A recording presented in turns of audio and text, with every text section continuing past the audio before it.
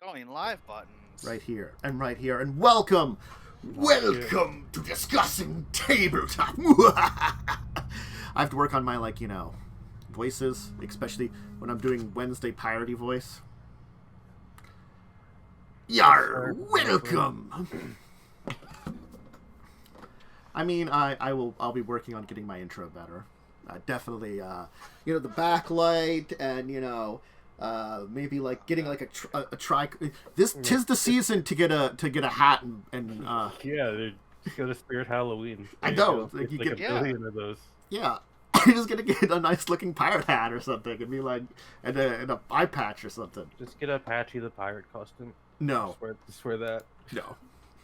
Yo ho ho and a bottle of rum. A hat and eye patch maybe you can get me for this here. What about a peg leg? You wouldn't see it. Oh. I could just randomly act like I'm lifting up my leg and lift up a fake leg, It's just like here's the fake leg with this, just like that, haha. When really I haven't lifted my leg up at all. Just dress as the character we'll meet next session and just did a handful of crabs. Oh no. I will not tar and feather myself. That's true, they are tar and feathers. Yeah. He doesn't clean it up for reasons. Fair enough. I mean, that's time and effort. Yeah, it was a lot of effort. And he lives in a cage most of the time with his handful of live crabs to eat. Okay. Cursed That'll man. be an interesting person to meet, I guess. Yes. But that's for Cursed next man. week. But that's for something to talk about. Anyway, I'm going to throw this theoretically functioning docket in the chat. It is. Look at that theoretically functioning docket. There's a couple things on here that I actually know about. One of them because it is always advertised every time I open up a certain website, and I go, "Oh yeah, that's a thing." Did that book come out? I don't remember. It just came out a couple of days ago. I'll have to purchase it. The 21st. So, yeah, I guess we can start with just D&D stuff because, I mean, one thing, D&D celebration is going on right now. If you aren't watching it, then, I mean, you could. They had some D&D games, and currently, at sometime today, there's a D&D musical game, which is kind of weird. I could see doing it as a one-shot, kind of like you have those one-off episodes of some series. All bards. They do have actual industry musicians, I guess game industry musicians. Well, it makes me think of I know Buffy did the musical episode. Buffy did do a musical episode. I know, there was a couple other series that did musical episodes. Has Star Trek ever done a musical episode? Oh yes. Yeah. Every episode is a musical. I mean, that only reminds me of the Robin Hood one where Worf goes, Yes. "I am not a merry man." They had many episodes where people just randomly sung because Patrick Stewart was a Broadway performer, and he wrote that a little bit into Picard as a historian kind of thing, and so that was one of Picard's pastimes was singing. Yeah, and he did it on the show at least once. Haven't watched Next Generation in a very long time. So this couple is when years I ago. watched it. All right. So I'm gonna date myself here. I watched all of it when Netflix had DVDs delivery because I ordered the entire series of Next Generation on DVD to watch it. Last time, I think we even upgraded to have 3 discs at a time when I was doing that. Shit. Last time was when, maybe 3 or 4 years ago now, BBC America did all 5 Star Treks. They did original series, Next Gen, Deep Space Nine, Voyager, and Enterprise. So I have tried. I started hard one at a time though to watch original series, but it's I just watched half of it. I got some through real the bad first couple of seasons. The third season was a mixed bag for me. I think the third season's just... It starts getting real bad. Well, Explainer, I know after the fact I learned about this that they cut their budget. So I Yes, mean, like they it goes like the first episode of the third season, Spock's brain, which if you know about that episode, it's so bad. It really is. It's like there's a couple like bad ones, but for the most part they weren't awful. No, But that's not D&D related. it's not D&D. We're distracted a little bit here. We went off on a tangent because of musicals and D&D. I was going to say that a one-shot where everyone is playing bards would be pretty funny, and bonus points if you actually had performers playing the characters, so you could actually have them sing. If there was a weird curse on a town, which you could come up with a reason behind it, no matter what, that everybody had to sing, it would be wonderful. It's like the dancing plague, but singing. Yeah. Yeah. No, that'd be pretty funny. Yeah, I could see that being an interesting adventure, like where everyone has to keep a tune all the time. Just a Disney movie at that point.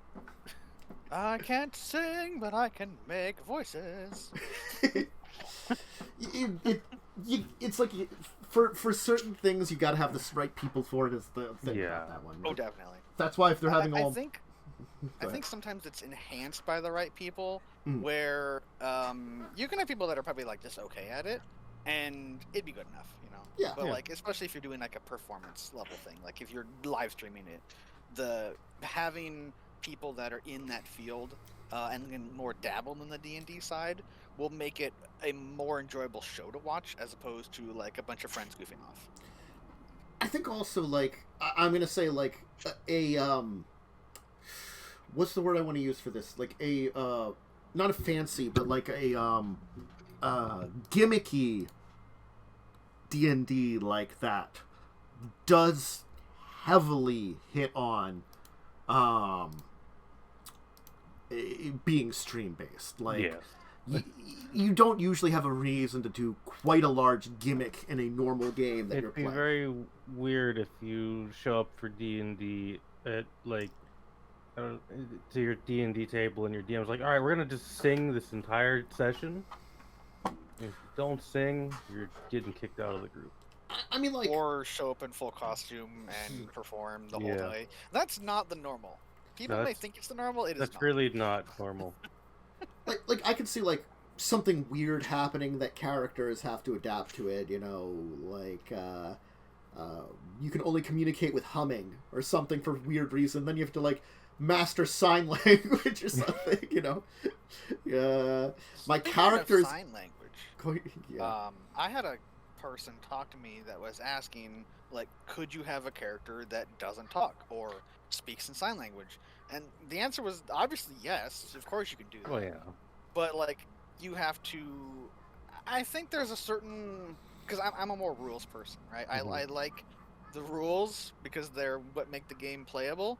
But there's a certain amount that you can kind of sidestep. But this is kind of might be a deeper discussion thing here. But there are certain things that you can't just ignore for the sake of either a idea or other kind of thing, because at that point, if you sidestep too many of the rules, you're not really playing the game anymore. Yeah, I think for that case, that's one that I would be like, well, you're probably not going to be speaking to people outside of the group, but like effectively, if the group knows your signs, you can just talk to them as normal when you're in the group, you know, and just assume that like they're picking up this level of detail. It's then like, you know, maybe you worry about those kind of interactions when it's not within the group, and that can happen, and that can cause like issues in role-playing moments, but you gotta like not force it that much. You have to play it up that it's there but doesn't overwhelm things, and that's a difficult thing. It really is. Anyway, I think we tangented a bunch on this. D&D celebration. Yeah, well, it was D&D related. You know, it looks D&D cool. adjacent. Yeah. Well, we do have now also The Wild Beyond Witchlight came out 21st, so 4 days ago. I mean, It's an adventure from 1 to 8. 2 new character backgrounds, the Fey Lost and Witchlight Hand. The 2 races, the fairy and the rabbit people. Oh no, rabbit people! I've heard a story about more this. furries. Actually, I wouldn't. didn't- Rather, I would be interested to see how they're doing fairy, because I know how fairy was done in 3rd edition, and I know certain people have homebrewed fairies, and shivers. Actually, there's one person I know who has done it, who does a lot of homebrew, and then there are like the fan homebrew stuff. I want to distinguish between these two, because anyone can fan homebrew, but when you're making an entire setting, you want to have things consistent. Yeah. So how consistent you are with your own homebrew depends, right? You know, sometimes you make something that's really strong, other times you make something that's not really strong, and then there's your own personal opinions as like a DM or a player. And so I kind of have what I think was someone made a decent homebrew and threw it out into the world, and it was good enough that people were like, yeah, I really like that. And then I might have changed it a little bit to fit my setting better. Well, there was the UA fairy, which was weird. That's the thing, is Maybe, if it's based maybe I on stole that, from that. it was Because- very weird. Inherently, it wasn't bad, but they had some weird abilities. Oh, like the weird stuff. I remember us talking about Yeah, that. because they could like squeeze into tiny spaces. Yeah, they were like goo, apparently. I don't know. It was very strange. I'm curious as to the stats for both of them, is the thing, because Yeah. it just is like, what are they doing nowadays for races? I will probably be buying the book. Yes. I'm just also like, how can I have this race work and work with the original rules? Because I do not like the way they introduced new racial stuff. I've said it before. Because I think like the inherent ability scores I never thought was a bad thing. They're completely different species. It's okay for them to have different than the average. You know? It is a choice you make and a thing you have to deal with. And consequences are good for a character. If I'm playing a character that maybe it's better at dexterity, but I'm not playing a dexterity character, cool. Like, that's why I also liked the negatives back in the day, Like, because that's something you have to fucking deal with. For fairy, I have no idea. For rabbit folk, definitely Dex is one of them because they're Maybe wisdom. they're But- rabbit. But do they Dex and have wisdom. that? No, they're gonna have the +2 to anything kind of thing, right? They're gonna have like the new one because that's just how they're doing them now. They've stupefied it, and I hate it It's so very much. simplified, which is good and bad. Good because it makes things a little easier for new people. Bad because it makes everything generic. Yeah, Everything the same. Yeah, in 5 you already has a problem with everything kind of being the same. yeah. It's already got a problem with generics, and like they're making it worse, and it just pisses me off so much Yeah. every time. Like, Ugh. This Yeah. is actual Mad Tantus. this is This is the kind of thing that like I've always had my ups and downs with 5th edition. I still really like it as a system, but like this is the kind of shit that they do, and I'm like, well, what the fuck you doing? You're making me pissed Yeah, off and it not feels- enjoy it. I don't get. I wouldn't say I like hate it, but the new rules for making a character, because they all use the custom lineage rules, are hate those. really broken because you're technically supposed to give everyone who uses custom lineage a feat. So humans would get 2. But wouldn't that override human? Because you'd Oh, be I suppose so. Yeah. Yeah, you wouldn't be a human anymore. You'd be some type of abomination monster. Yeah, they all kind of use the weird custom lineage rules, which I don't like the custom lineage rules at all. If I remember, the custom lineage is basically just variant human, except for It's make up just- your own race. It's very inhuman, except pick what you want to look like. Yeah, which makes it kind of boring. I would have preferred it if they just did more of the gothic lineages, which were like Dampire and Hex thingy and Think- weird robot Like, person. like the Dampire, because you can be origin from another race and then you're a Dampire. That I understand. How Yeah, they that work. makes sense to me, but Yeah. making it all generic Yeah. it felt a step backwards to me. It's lazy. It is lazy. Yeah.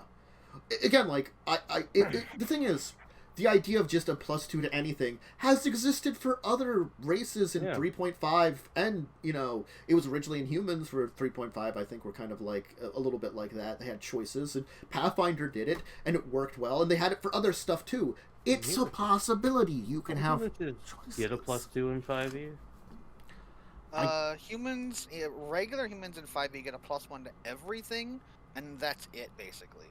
A variant human gets a +2 to like one thing, and then a feat, and I think that's the difference. I'm currently playing a human. You'd think I know how a human works. Why? You don't know how humans work. No one plays humans. Yeah.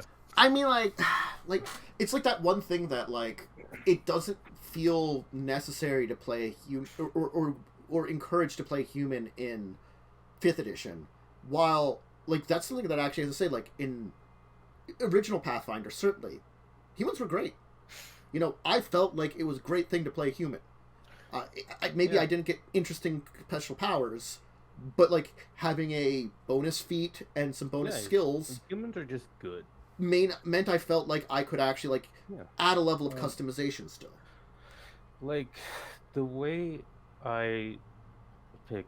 This is a huge fault to me, is I always play elf because of trance and not having to take a full long rest, basically. I like elves in general, but it's not the trance. The trance is neat. It's like a little bonus for me. I like elves because of like a culture thing. Like they're these super long-lived weirdos. They are aesthetically a very cool race. I mean, I think that's one of those weird things that, like, 5e, as I've been playing it now, like, when I play a race, I just sort of, like, I feel like a lot of times it's just, like, throw a dart and see what I get, you know? While I feel like, for a lot of times, 3.5 Pathfinder, it was like, oh, hey, cool, I could do something really cool with this, or this race is really neat. I haven't played it before, you know? I don't get that in 5e nowadays. 5e, I mean, more tangent. I will always have an issue of 5e of all races feel the same, essentially, to play, especially now with the new rules. And they're not really so new anymore, they've been on for a year, whatever. And regardless of subclass choice outside of a very few things, you're going to be playing the same thing over and over again, basically. A rogue is always going to be a rogue. Yeah. A wizard's always going to be a wizard. Like, and again, there are Unless some... you pick the weird sword wizard. I mean, there are some, like, slight exceptions that do change things, like Eldritch Knight for a fighter. Or sword wizard, whose class, I forget is what it's called. Yeah, I can't... It's kind of bad. But, you know, those things are very out there, and it's unfortunate that you don't get those as much sometimes. But I don't know. That's a tangent and a half right there. It was a tangent, but it was based around 5e, and it's based off of the book that Cobbly has. It's a conversation that needs to be had. It's unfortunate. It's I will probably run this adventure though when I get the book. I mean, when I can find the time.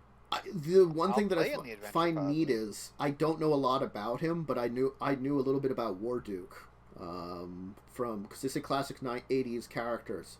The Warduke, I only learned about him because back in the late 90s, early 2000s, well, I guess it was early 2000s, when they did the D&D miniatures line, the collectible miniatures, I had the Warduke miniature. It was a rare. I got it. I could probably fish it out somewhere in my pile of D&D miniatures now. I've got that technically next to me. I've been using the box that's having him in as a thing to put stuff on. I put a pillow on top of it and put my feet up, but I can pull out these. It's kind of squished. I know it's slightly squished. Giants of Legend. Ooh, let's see what I pull out. I pulled out a Kython. Oh, like little murdery, lizardy thing. These things were so tiny. I know, it's small sized. And this thing, I don't think it'll like auto adjust very well. But it was from the Book of Vile Darkness. Yeah, hey, that's a fun book. Wait. See, I do know all of these characters. Griffin! Whoa. Someone may get murdered by that on a Tuesday game. Burning skeleton! Mmm. He's blessed. Anyway, but yeah. But Warduke was in amongst those. Side tangent. The reason I think I know these characters is dumb because I'm pretty sure they were in the D&D cartoon. I was thinking that, but I didn't want to say it. I can't remember enough of the episodes of the D&D cartoon because the last time I actually watched that was like someone had gotten the DVD like 15 years ago for real cheap, and so I was like, sure, I'll watch that. I feel like I've only seen it on like YouTube with people memeing the show, and I've never actually seen the real show. That could also be. I've seen some parts of the show. It is. Yeah, they were all in the cartoon. It is an interesting thing. Yeah, you say interesting, but what you really mean is terrible. It was kind of terrible. It's terrible when you reflect upon it, like, definitely. But, like, especially if you, like, look on it as an actual D&D thing, it's definitely terrible. But if you look at it as, like, a D&D-ish... Product of its time?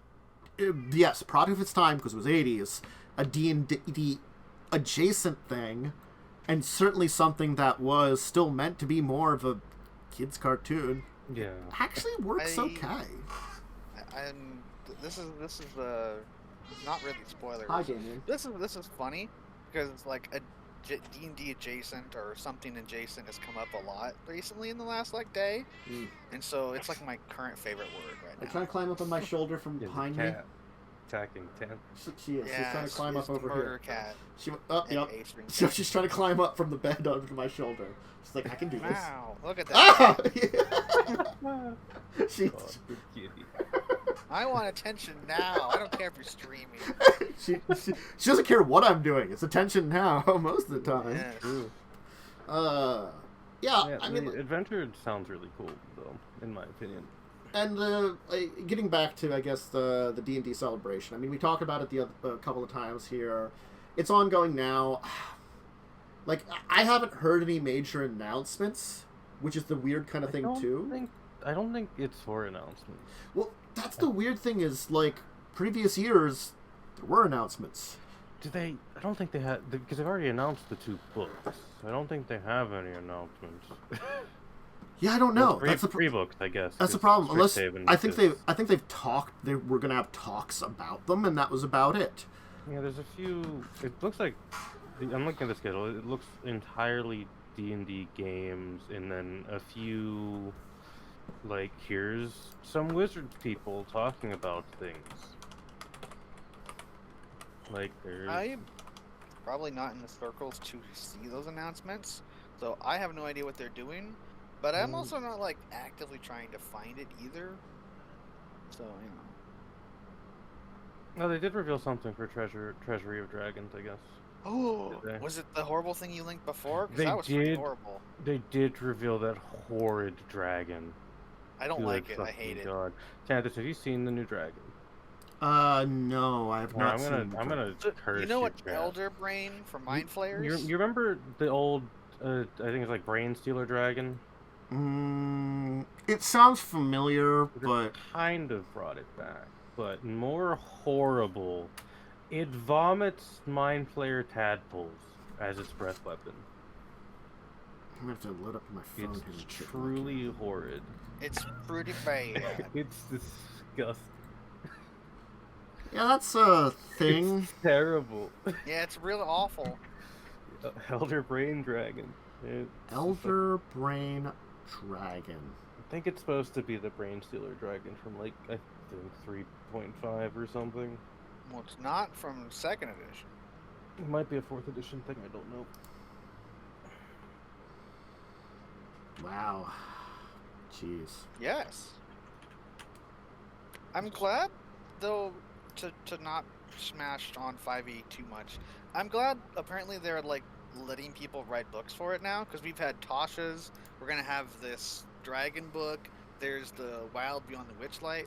I mean, that's probably the most content 5e has had in the last, like, 10 years. And yet they still won't release another class. Yeah, I mean, I've just gone to the point where I'm just making my own now. The I just like, I don't even care fifth anymore. edition has been out for almost 7 years, and the only class they've added is Artificer. Which doesn't really work in my world. No, So Artificer is a cool class, though. yeah, I mean, like, if you were playing an Everon game, 100% freaking artificers are It totally. doesn't work in a lot of settings. Yeah, it's too sciencey, I guess. I mean, Because there was a meme of like people like asking their DM like, all right, what kind of high fantasy thing do you want to be? I'm gonna play the scientist. yeah, it's a weird one because even your spells are flavored as bits of weird machinery you make. Yeah, you like create something within 6 seconds to use as a magical equivalent. I'm okay, thank you. Yeah, like I mean, It's really weird. it is hilarious though to pull out to cast Burning Hands, but it's a flamethrower on some goblins though. Yeah, I mean the amount of flavor you can get out of Artificer, I think, is good, but you kind of have to put the effort in to get it. It's very good for Eberron, though, I will Yes. say. Well, I mean, it was introduced with Eberron, to be fair. Yep. It's like certainly like there are times and places for it. Like even like I'm gonna say like I gotta admit, Forgotten Realms, you could easily have an artificer because Lantan. Yeah. Lantan, where they got guns and smoke powder. You can have a freaking artificer from Lantan and be like, well, you're playing a gnome because that's what fits this world. Or maybe you are a servant of the I think it's Gond or Glittergold or something gave him it. Probably Gond. Gond, I think, is the crafting god. I can't remember who Lantan serves though directly. My Forgotten Realms, like brain power is limited. I'm looking it up.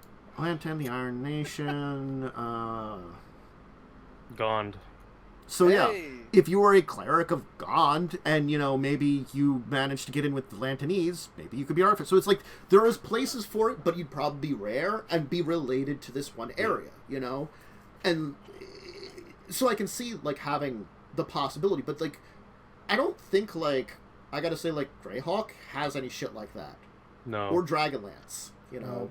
if you're Dragonlance using Yeah. doesn't. I mean, I tend to use one of two settings currently, and it fits one setting, doesn't really fit the other.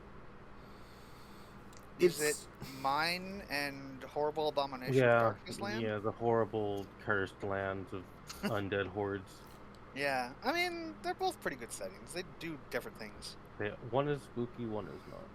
Look, One could be spooky. I I'm always making one spooky. I do always regret that I did not have a chance to play in friend of the channels and my good friend Will's one setting he was going to do, because he's got a world setting and one area of it is basically Wild West orcs. Hell yeah. Because orcs stole the secrets of gunpowder like 500 years ago from the dwarfs.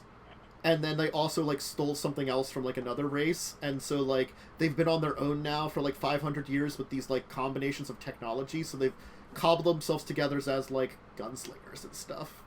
So it's a land of like Western orcs on this planet. It's like man, this is a wonderful idea. Just like it's crazy. That is really good.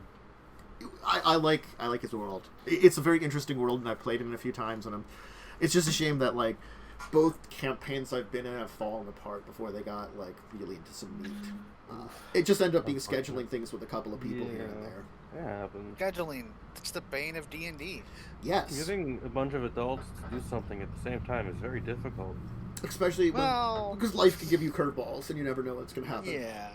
I think that's the big thing is like you can definitely have a campaign that lasts for a long time. Look at fucking Legacies of Kain that somehow held on for like forever and actually finished. I mean, I'm sorry, I don't know how that campaign finished. I'm shocked Magic. it finished, honestly. It was powered by magic and In spite. Eldritch Force. Spite. Pure I think Spite spite. best describes it, yeah.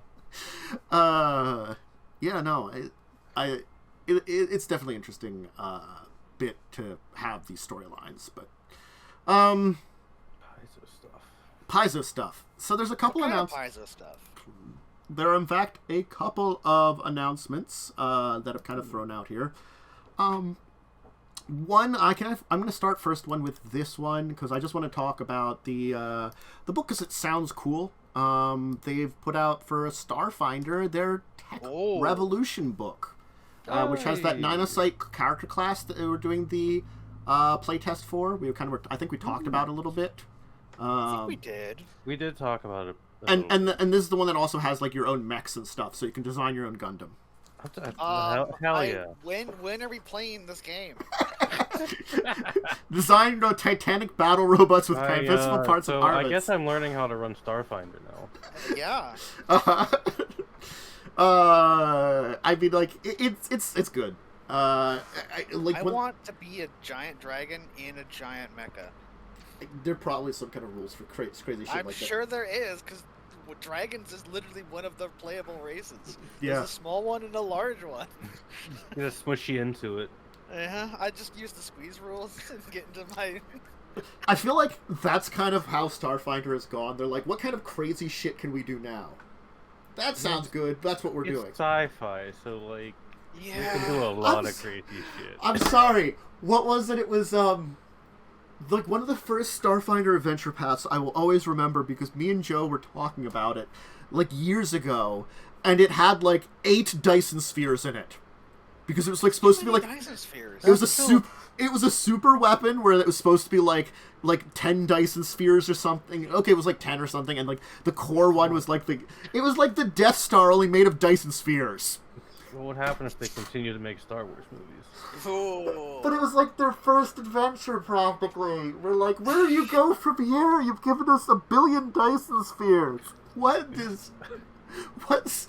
do you go from there? And apparently they go giant mechs fighting dragons. So I mean, that's pretty cool though. Big mechs beating up dragons. It's just Pacific Rim. Oh hell yeah! The movie series that I've never seen, but apparently is like good and also bad. The first movie is good. The second one is bad. Oh okay. I liked the first movie. The second one. It didn't need a second movie. Don't they have also like an animated series? Because they do have an anime. It's on Netflix or something, and the only unfortunate thing about it I really hate is there were tie-in commercials I couldn't skip in front of stuff like YouTube and Twitch and stuff, and I'm like, this is not good. I don't like these tie-in things. They're just bad. Mechs are cool. Yeah, but you can apparently ruin mechs if you're bad enough. True. But yeah, so that's the first thing. Is that's pretty cool. Like a new class, some really cool mecha the new stuff. class looks really cool. So they've also announced something that I have to remember exists because it is a thing. Free RPG Day. They've announced their stuff for it. They're putting out a Starfinder and a Pathfinder is going to be Threshold of Knowledge, and Starfinder is 4 versus the Harlequin. The Starfinder 4 versus the Hardlight Harlequin, which sounds like, I guess you're basically a Starfinder version of Guardians of the Galaxy. This is a very eclectic group of adventurers here. There's an onion man, a wolf, whatever this dude is, and a bug thing? Samurai bug? And samurai bug? Yeah. An onion with a gun? It is Star Fox. Or is it oh my god. It's Wolf. It's Wolf. It is. Where he shows up as like, not today, Star Fox. I've got you now.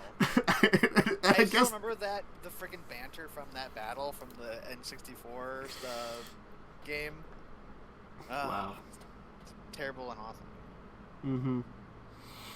There it is. It was Dead Sons, that campaign, because it was the Stellar Degenerator, which was... Okay, I'm sorry, I got it wrong. It was 12 Dyson Spheres! That's still too many Dyson Spheres. It's more of them. But the Stellar Degenerator is the weapon it calls. The concept behind a Dyson Sphere is that it captures 100% of a star's energy by basically surrounding it. I think we capture... like not even a percentage with modern modern technology. So imagine if you could power every device that has ever existed in the entire human lifespan in 1 second of stealing the sun's energy. No, I want to use it to make a big Death Star. It's such an insane amount of energy and power that it's literally incomprehensible. And they made 12 of them though. Well, Apparently. apparently it's crazier than that because they actually arranged all 12 of them in like a giant circle. All right, that's not how space works. Mm-hmm. I mean, you could have a weird circle probably, but it might be separated by hundreds or thousands of light years. Apparently they're not. Apparently they had That's like not super how space technology. Look, I'm gonna blame like they're like Stellaris like mega technology on Not cocaine. even Stellaris does that. No, they've gone above and beyond Stellaris. They can move the stars. This is it's the fuck off Death Star ripoff from the sequel trilogy. Oof. The Star Killer base Yeah, or whatever. Dumb But don't shit. worry, because we've attached Death Star lasers onto the Star Destroyers, which are not even 1% of the size, but apparently they have 100% of the firepower. Yeah. That movie Anyway, was let's bad. move on. Those things are cool and you should play them. These But we're books gonna are really move on because we're just gonna be old man angry about the rest of the I stuff. I am old man angry about that last Star Wars movie to such degree. To that entire bad. trilogy. I think that 2 of them are okay movies. No, all 3 of them are bad. Look, all of Because them are. the first one, which isn't as bad, is just A New Hope again. That one's like fine. It's just A New Hope again, Yeah. which by default makes it bad because they didn't True. do anything new, Accurate. and it has worse characters. To be fair, this is what happens when you hire J.J. Abrams to do anything. It is. It actually is. And then the second one had I could see the good message they wanted It to had deliver, cool ideas, but they delivered it in a really terrible way. It was not Yes. a Star Wars movie. Yeah, No, it was not. like I don't mind the idea of like anybody can be a hero. They just delivered it in like a really shitty manner. Yeah, You it know. was not a good Star Wars movie. And However, I think it had cool ideas. It would have been great in a standalone movie. Oh, They probably. Well, if it wasn't it's because a Star Wars movie. they got Ryan Johnson to do it, who is very good at standalone movies and should not do a series of movies. Yes. It does not fit his directing style. I can see it in a Yes. Star Wars universe doing a story that has that message. Is what I'm saying. You know, in the Star Wars universe. They've done that probably a ton of times in the all non-canon shit now. Yeah, so, but it just, like, in their, like, main trilogy, fuck no. And then the last one just, Anyway. I'm sorry, but fucking real stuff in Fortnite, fuck you. Anyway, This is just the angry episode. Anyway. Retitle this to Discussing Angry Talk. Discussing angry talk. Anyway, new link, I'm just gonna throw this in here. Front, bam. The playtest that's coming up, we have more information on it. The Pathfinder playtest that we kind of were talking about that's coming up, that was announced at, it's Dark Archives. It's the, a psychic and a thaumaturge. Dramaturge. Was it Psychic. Final Fantasy? Apparently. I don't know. So the Thaumaturge is a quintessential collector of superstitions. The adventurers who's heard every story and always has the right tool to or charm for any threat. Get the playtest. Download. Give me this. Oh, baby. So they got kind of like mystical implements, and they go against enemy weaknesses, kind of thing, and they're like supernatural tricks. Okay, they're basically bringing occult classes back, kind of. Yes, these are supposed to be like new versions, because there were some good stuff in the occult classes. I feel like though it was kind of at the tail end of first edition's life. The occult classes are a very mixed bag. It's like I like the concept behind Kineticist. I think it wasn't implemented. It's really weird. Great. Yeah. You I know, think Spiritualist is like one of the coolest fucking classes, but it's weird and is kind of a little powerful. I don't mind them trying to bring some of that stuff back and doing it Yeah, differently. like Psychic's just a cool con. Like Psychics would exist and should exist in fantasy stuff because psionics would just be another type of magic. I mean, like, Right? It'd be viewed as kind of a normal thing. yeah, it's like its own branch of stuff, and like it certainly fits in with the way that they've set up things. Anyway, I I don't mind it. I think the psychic and the thaumaturge are interesting ideas, and so the play tests are they out? Is it out now? I think. The playtest is out. Yes. Yeah, I'm looking at it right now. I think it just came out. Yeah, it just came out. Yeah. Key ability, intelligence or charisma. At first level, this is on psychic. At first level, your class gives you an ability boost to intelligence or charisma, as determined by your choice of subconscious mind. I like that, actually. That's neat. Being able to play it as either or. Yeah. Yeah. So it's like, are you being smart about it, or are you being charismatic about it? You kind of have that choices there. That's kind of interesting. Trained in A occultism. subconscious mind or a conscious mind. So like, and you've got occult spells, which makes sense. Definitely. And psychic There's powers. maybe some new spells in here. Telekinetic Rend. Yeah, I saw That's that. a spell There's also name. telekinetic projectile. Yeah. Mental scan. Future path. This looks cool. Yeah. Yeah. Introduced a bunch of new. I'm just continuously impressed with like what Paizo puts out. And 4th edition, Put out some good stuff. I think they've done a really good job with 4th edition. I think is one of those things too. It's like, 4th edition? I mean, Wow, damn, we missed some editions. second I mean, edition You Pathfinder. said the first time, and I was just kind of like, are you going to reference 4th edition D&D? And then No, you it's said Paizo afterwards, so it's just no. brain I didn't know I breaking. missed an edition of Pathfinder. The anger has broken my brain, unfortunately. That's why I'm like, let's move on to the next topic, because we're just going to get mad talking about Star Wars. Be upset. I mean, like, I could talk about other things in Star Wars that I do enjoy. Even though Star Trek is my favorite, I do like some Star Wars. But, you know, like, That's a different show. their TV series. They've done a pretty good job. You usually. should watch Star Wars Visions. It's really good. I have to watch You that. need the animated to one. watch it for me. I and will. then Hey, look, if I can figure out a way to stream Disney Plus and to I can Discord, tell you. I will. Or, well, we can talk about it later. Depends on your setup. But yeah, playtest. Yeah. Playtest looks cool. Yeah, and again, like they're pretty good about showing off these classes and stuff that you can playtest yourself in your own adventures, either as a player or like since these are like more official things, you definitely can play them Well, with. they tell you to play them. Yes, I mean like It's you the can point. easily get a DM or a GM's approval to play them in a game. Is what I mean, you know. Yeah. Because they're usually like pretty decently balanced. Yeah, because I mean like this is like pretty well done. They just might make some tweaks. Unlike all the sorcerer things other than Draconic Sorcerer in 5th edition, which is just the best version of Sorcerer, and all the other ones are bad versions of it. Paizo definitely does better playtesting. Yeah, I'm so salty about friggin' Sorcerer. I'm playing one, and it's bad. Yeah, I mean, there's ways to make it less bad, but you start on the bottom of a hill, and while you're working your way up the hill, other people are like, "Hey, would you like a free ride in my truck to go up this part of the hill?" Where you're like, "You have to walk."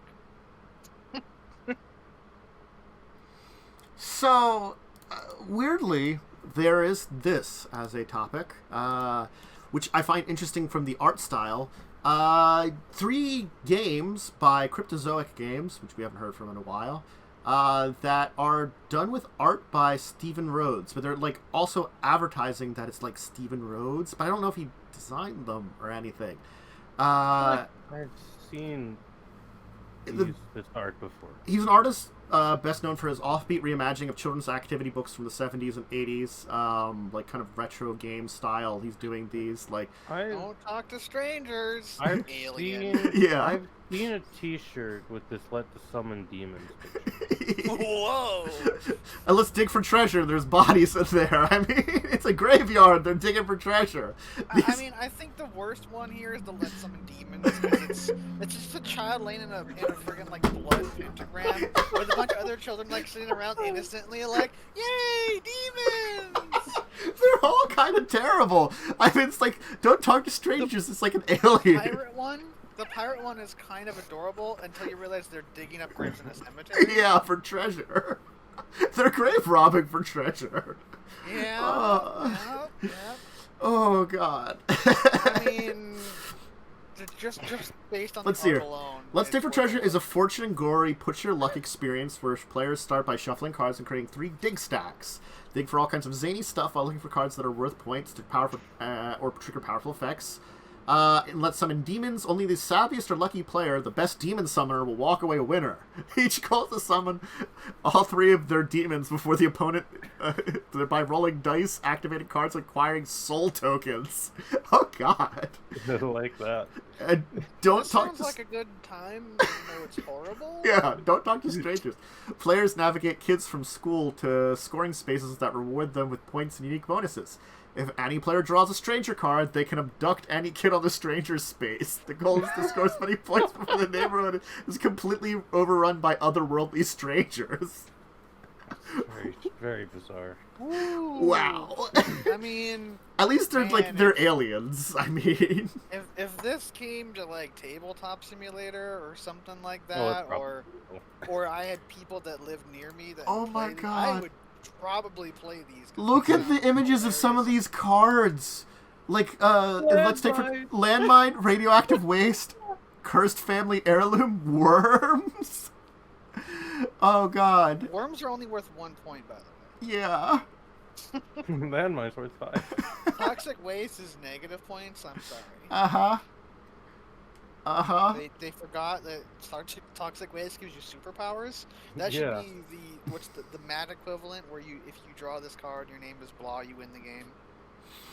Oh, Like, the... oh, you got the nuclear waste. You have superpowers. You win because you beat the other children to death. Let's summon demons. Rotten Regan. This is a Alpha- terrible game to play on stream. All right, I'll just tell you that. It's Yeah. probably really bad to play on stream. they are... These are I love them. These are They're so... terribly awful. They and awesome. are. They're so grim and awful, but wonderful. Oh my God. It's just like... Wait, one of the people you can summon is Romeo. Yeah. Yeah, Romeo. What? What? I guess it's like a devil in disguise kind of thing. Just a dude you summon. He's like, "Sup, I'm Romeo.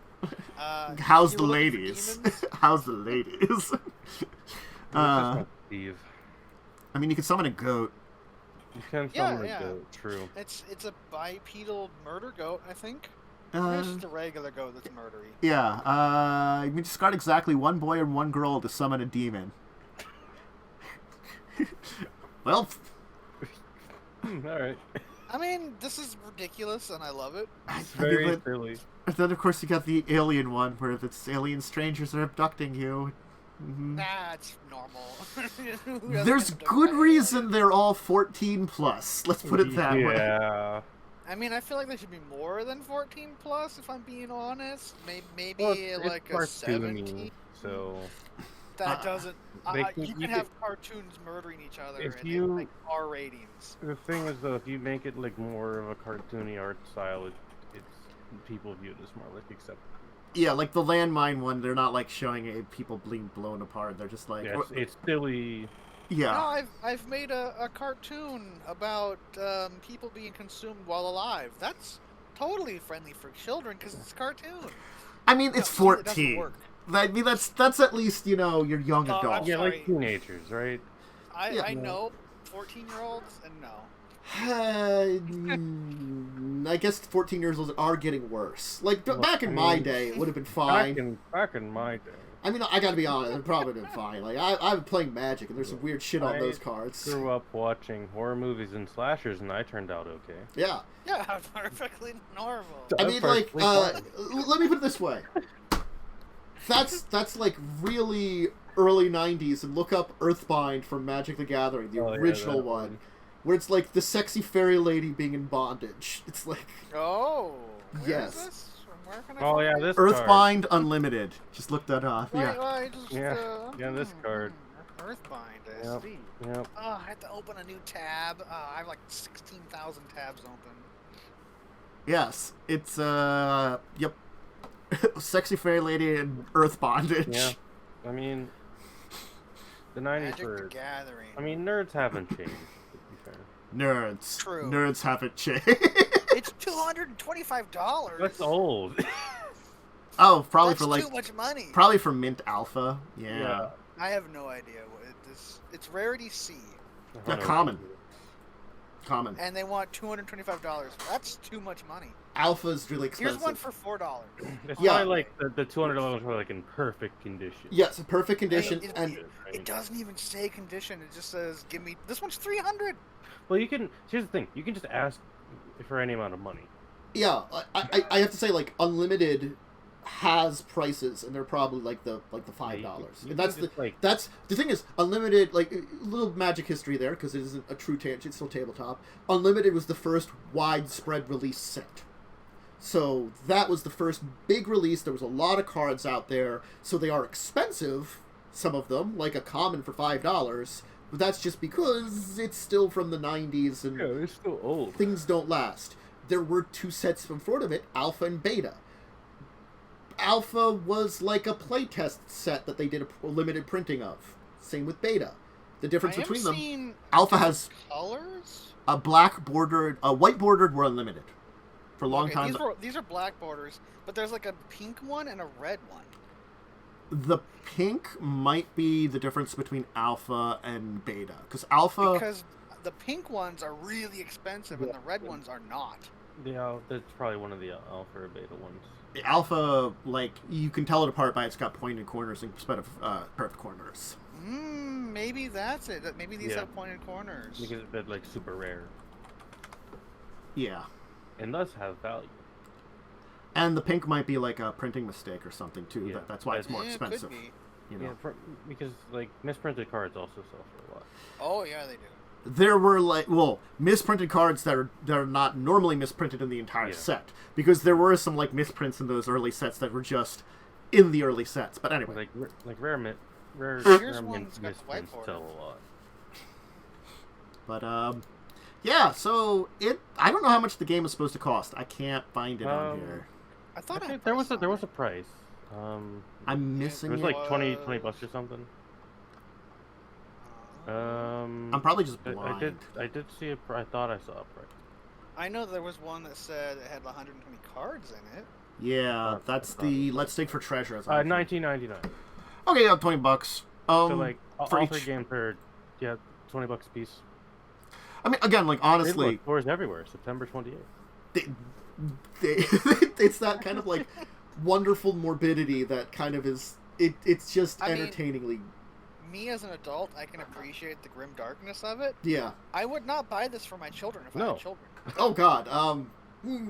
Maybe 14 if I feel like they're mature enough. If not, give them a couple of years. Honestly. I do really like I mean, the art for Let's Dig for Treasure. Like that, just the art is cool.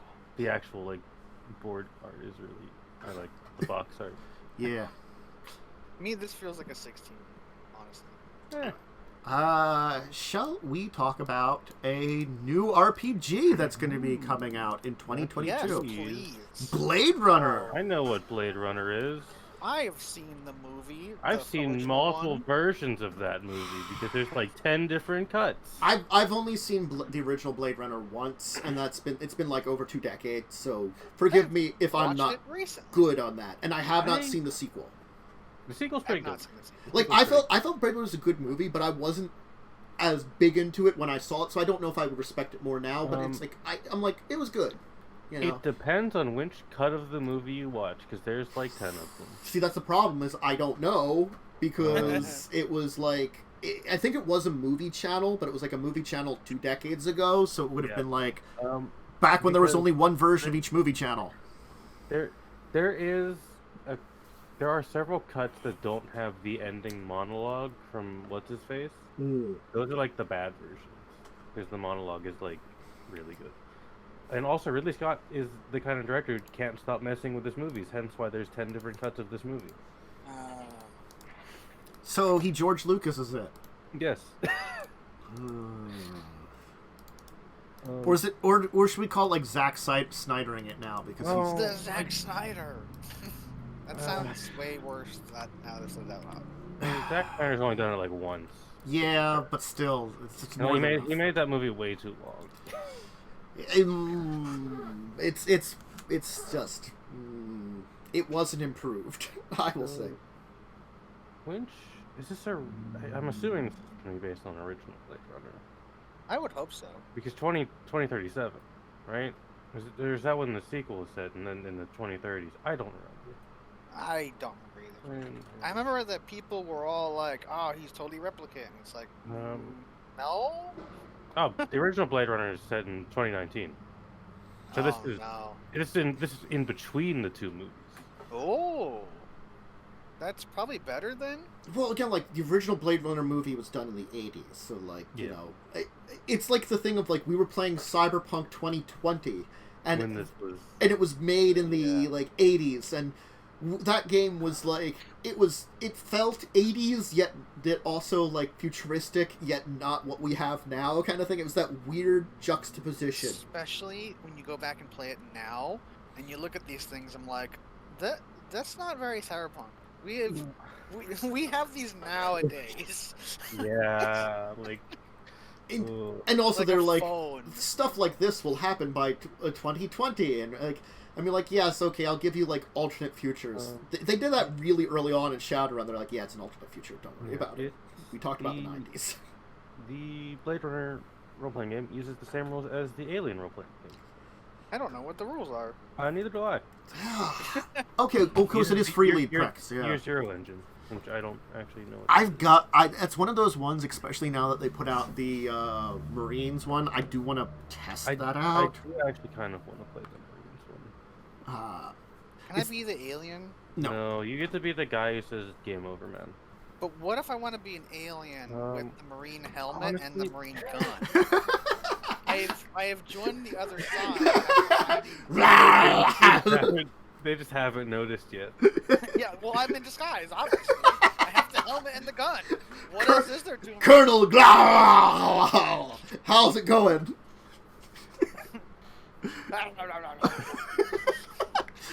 Great. You're on lifter duty. No getting out of it, grunt.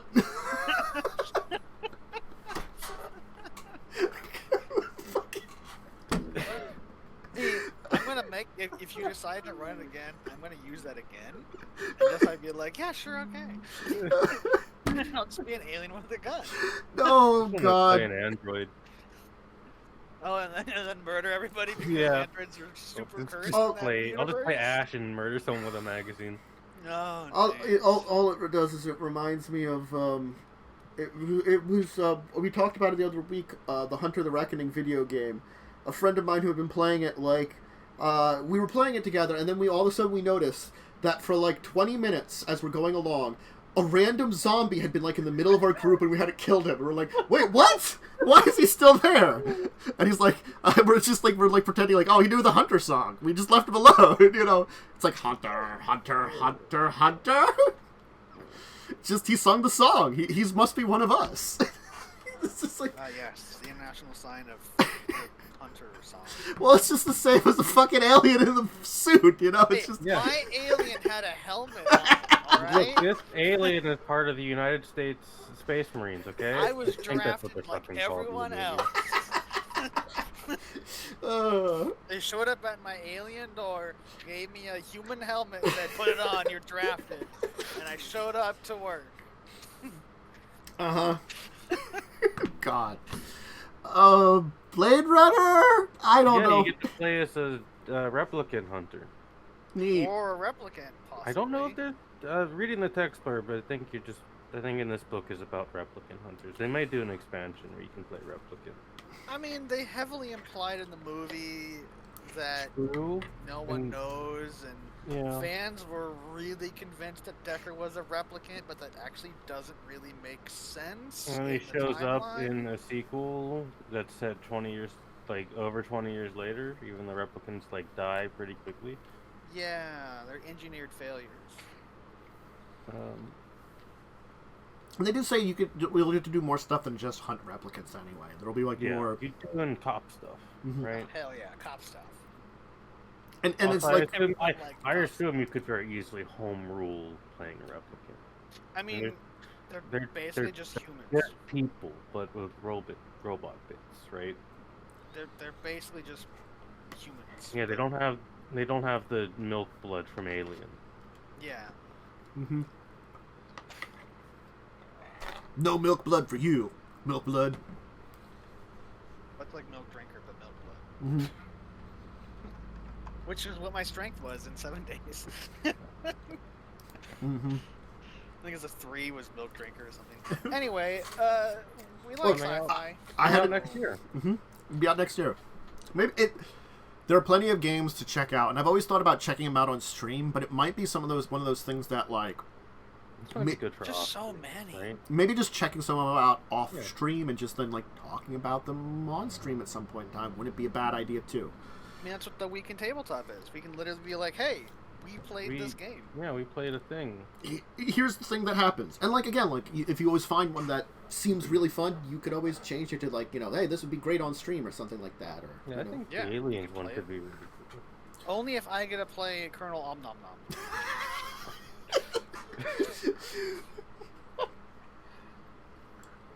I feel like Colonel Om Nom Nom would be a predator, though.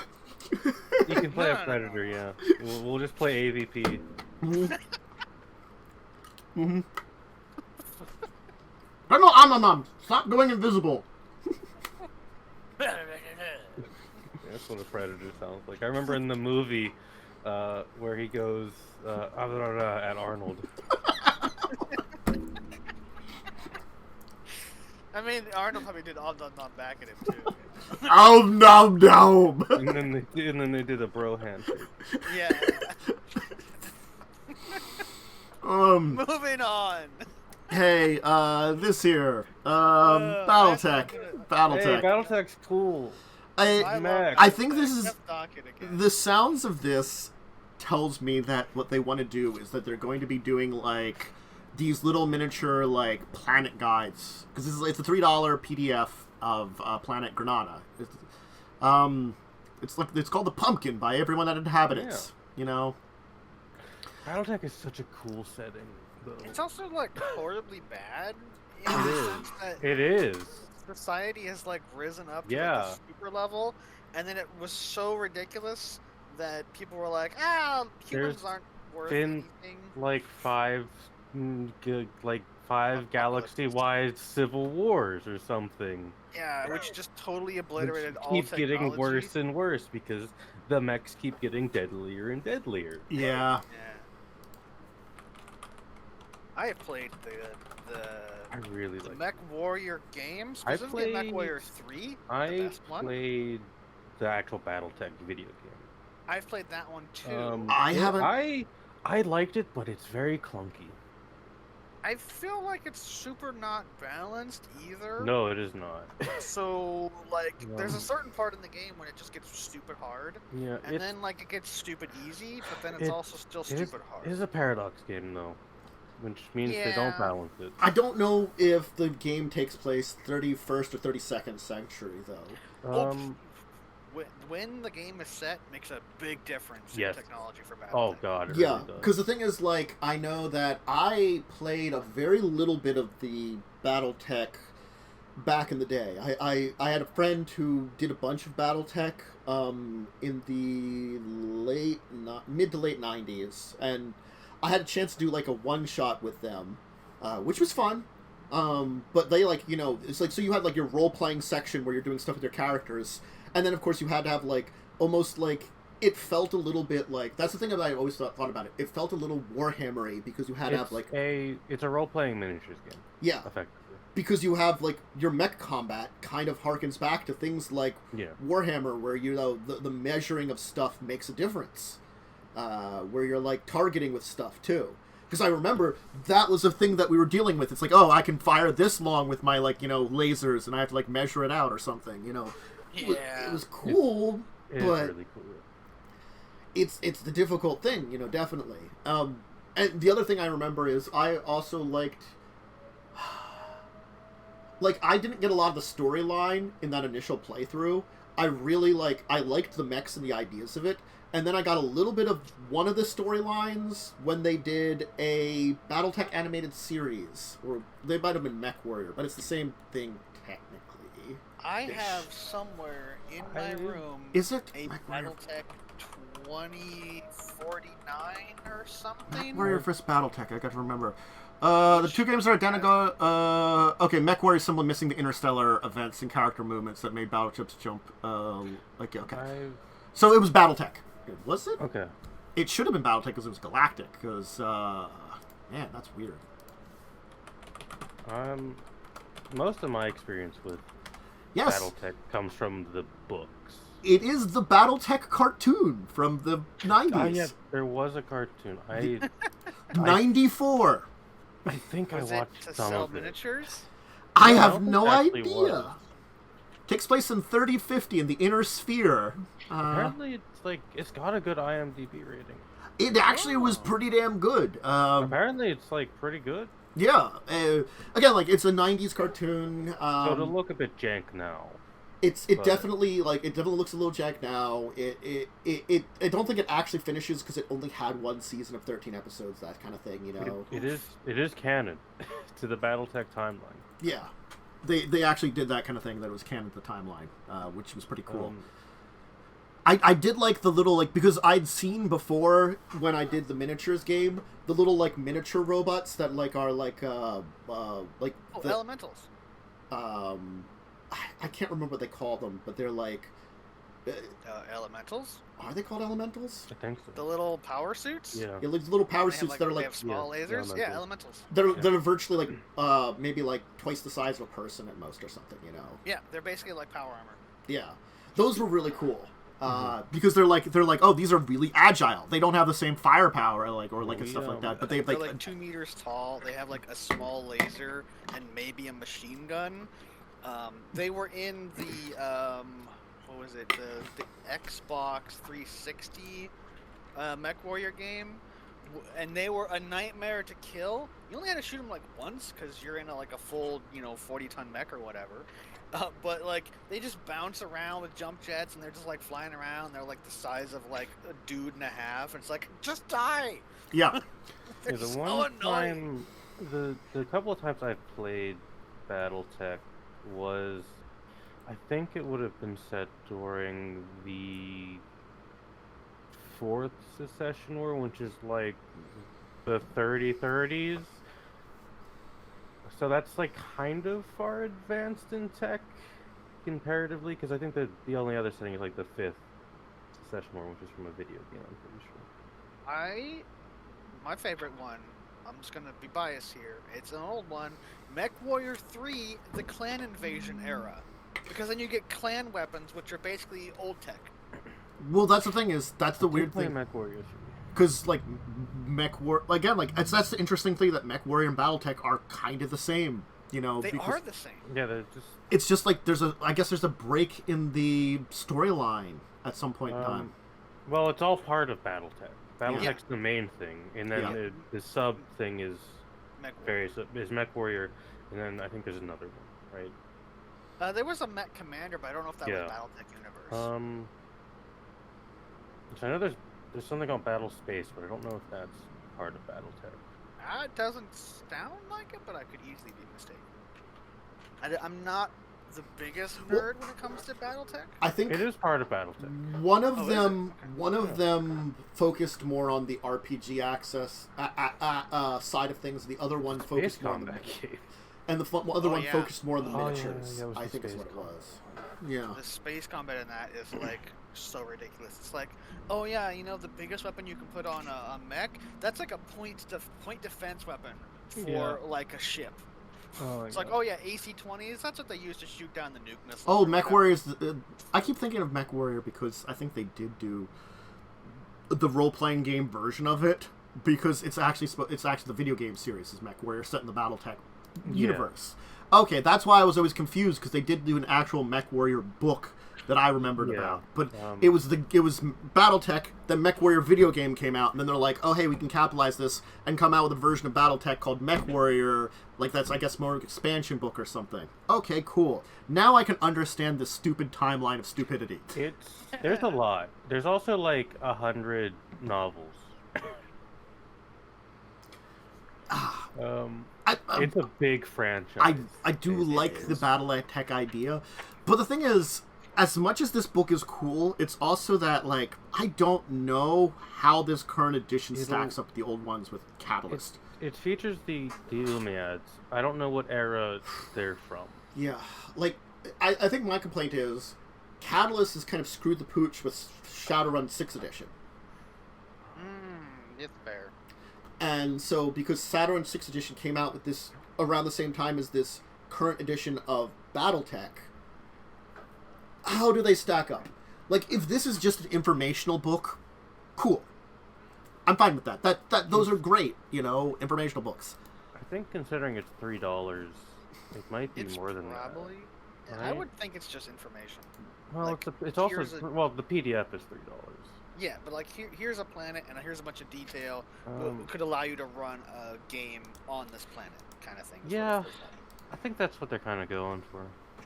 There isn't really there's really not a whole lot of information on this page.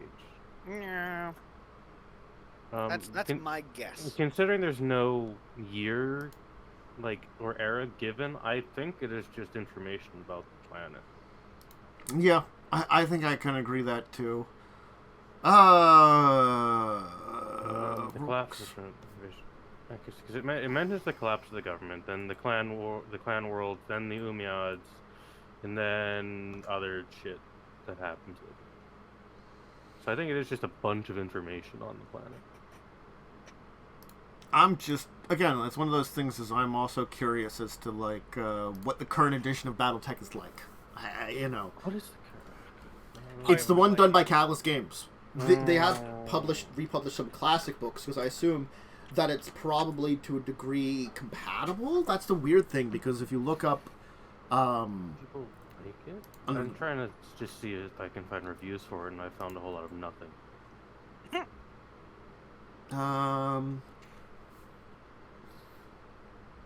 See, Classic Battletech RPG is the 4th printing of Mech Warrior 3rd edition, which they threw out at some point in time.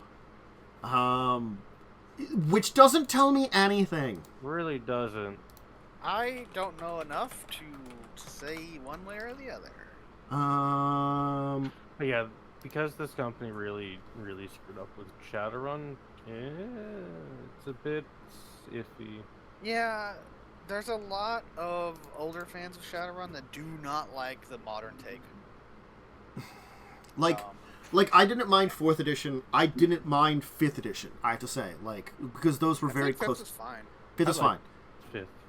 But, then I've read up on 6th edition, and, I don't like a lot of the rules changes they've done. I think the problem 6th edition did is they D&D 5e'd a game, which was even more complicated than 3.5 D&D, which means that it's not a very good conversion. I will also say it is very telling of a quality of a rulebook when the PDF I have of it is full of spelling mistakes. Okay, here's also what I learned. I was technically playing more Mech Warrior than Battletech, but I was doing it both kind of at the same time, because Mech Warrior is literally the role-playing side of it, and Battletech is literally the miniatures game. I like the miniatures game, but I'm a miniatures game nerd. The thing is, Battletech has rules for tanks and planes and stuff, where Mech Warrior doesn't. I think Mech Warrior is specifically about the mech and the pilot. Yeah, I think I did a hybrid between both of them, is what I think. Okay. I play a lot of miniatures games. I found out what the current edition is. Let me see here. It's Battletech, A Time of War, is the current edition book, oddly enough, which looks to be the 4th edition of Mech Warrior, technically. Because Classic Battletech RPG was the 2nd printing of Mech Warrior's 3rd edition in 2007, which I guess they've all more printing since then, which came out in 99 for 3rd edition. 1st edition was 86, 91 for 2nd edition, and so 2010 was when this came out. God! 2010 was when Time for War first came out? Yeah, I just looked on Amazon, and holy shit, the price of this book. For hardcover, it's $1,000 for the hardcover. Oh, that's too much. Because I'm assuming they don't print the hard books anymore. Oh yeah, the PDF form the digital is $15. Yeah, I'm assuming they're PDF only now. Yeah, I probably don't print them. yeah. Which is fair, honestly. I think they probably do some book printing at Um, Catalyst, but I don't know how Got, much. like, okay reviews.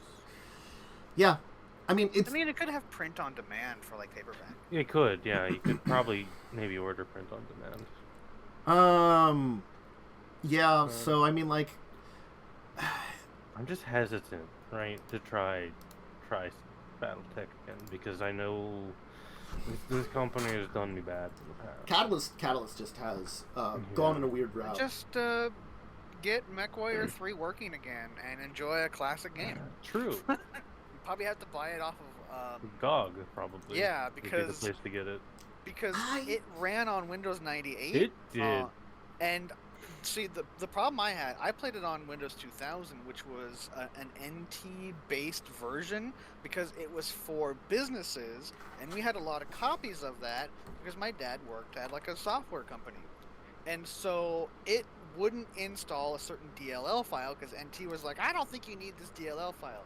And the game was like, actually, I really need it. I can't work without it. So what I had to do was install it regularly and then go to a 98 install version to steal the DLL file that it wouldn't normally install. And then I was able to play it. And that's in Windows 2000.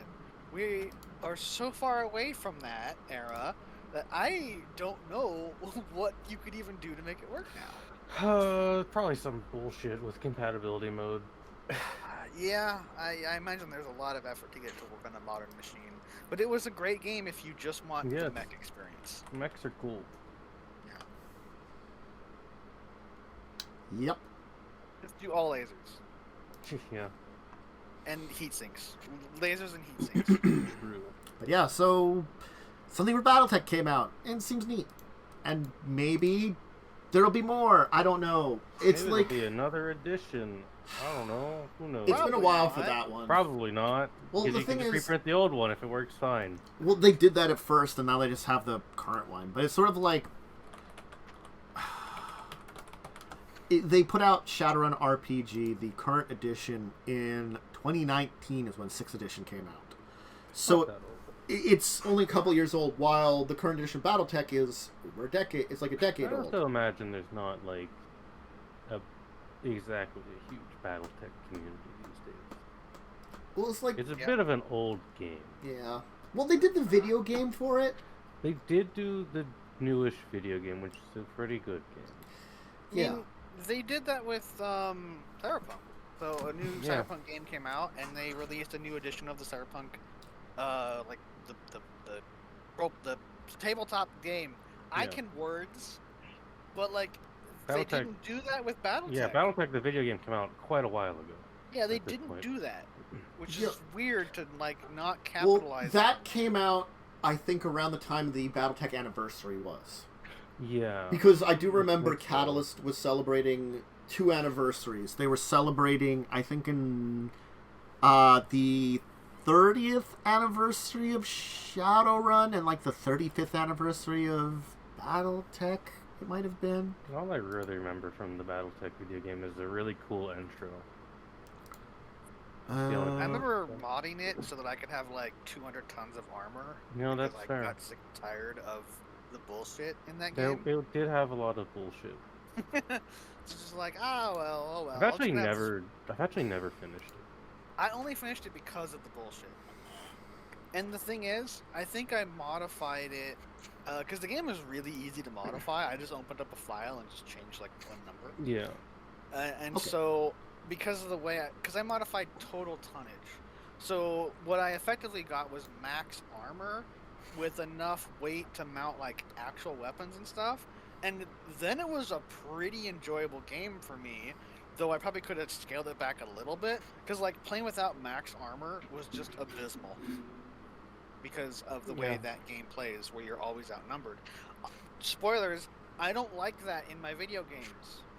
I like it if I'm playing like XCOM. Because Well, yeah. XCOM is designed and balanced for that. Well, that reminds Yeah. me of Mutineer Zero, which like I knew was based on an RPG property. That little like XCOM like video game that came out. Yeah, Or, yeah, that thing. Yeah, like Oh. Mutant Chronicles Year Zero or something it was. I can't remember the exact name. I didn't play it, but I've heard of it. But that's based on a tabletop role-playing game. It's not a very old one, but like I was like, oh, hey, like last year me and Joe talked about a release of that, you know, back when it came out. I was like, I knew about that because of that. I don't think anybody else knew it was like an RPG series, really, except for like a few of us nerds that knew that Very and niche. talked about it. I suppose. That's the weird part about it. It was niche stuff. Shit happens, and it's weird. Yeah. I mean, look at the fucking Shadowrun video game list. There's a billion of them. They have one. They have one for SNES and one for Sega Yeah. both Genesis and Sega CD. Yeah. That sounds about right. Those are I mean, three games that are like, why do these exist? I mean, there's like StarCraft on the N64, so. Oh, I remember. Oh, man. It was awful. Shadowrun for Sega CD is a cyberpunk visual novel role-playing game. Nice. It looks hella anime if you click on that. Wow. Damn. It was only released in Japan. Of course. Shame. This thing looks super animated, and I'm looking at that cover. I played the Super NES and the Sega Genesis once. I will note that. The Sega Genesis Shadowrun game is actually really good. I only played the new-ish Shadowrun games. Those are supposed to be pretty good, too. Like the Hong Kong one. Yeah. That was pretty good. I liked it. The first one is good. The second one is okay. The third one, I didn't really like it.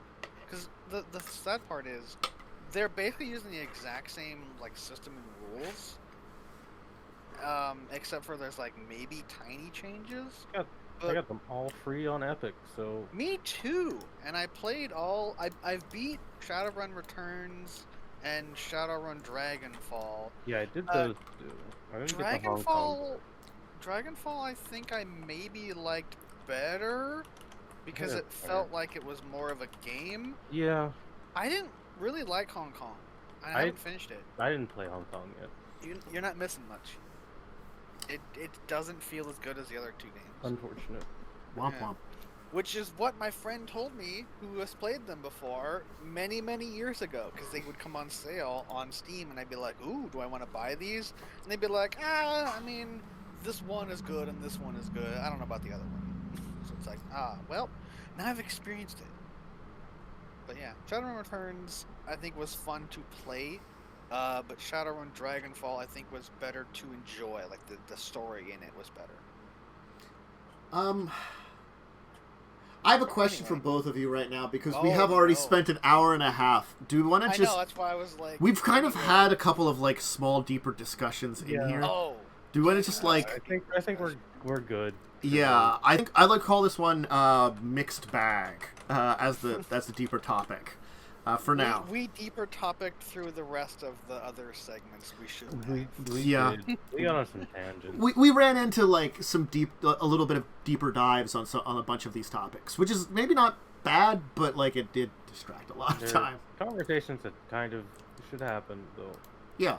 Like, you know, discussing what the current state of Battletech is, discussing, you know, that the creepy games that are also awesome, Blade Runner, the shit in Paizo, all the D&D shit was definitely discussion.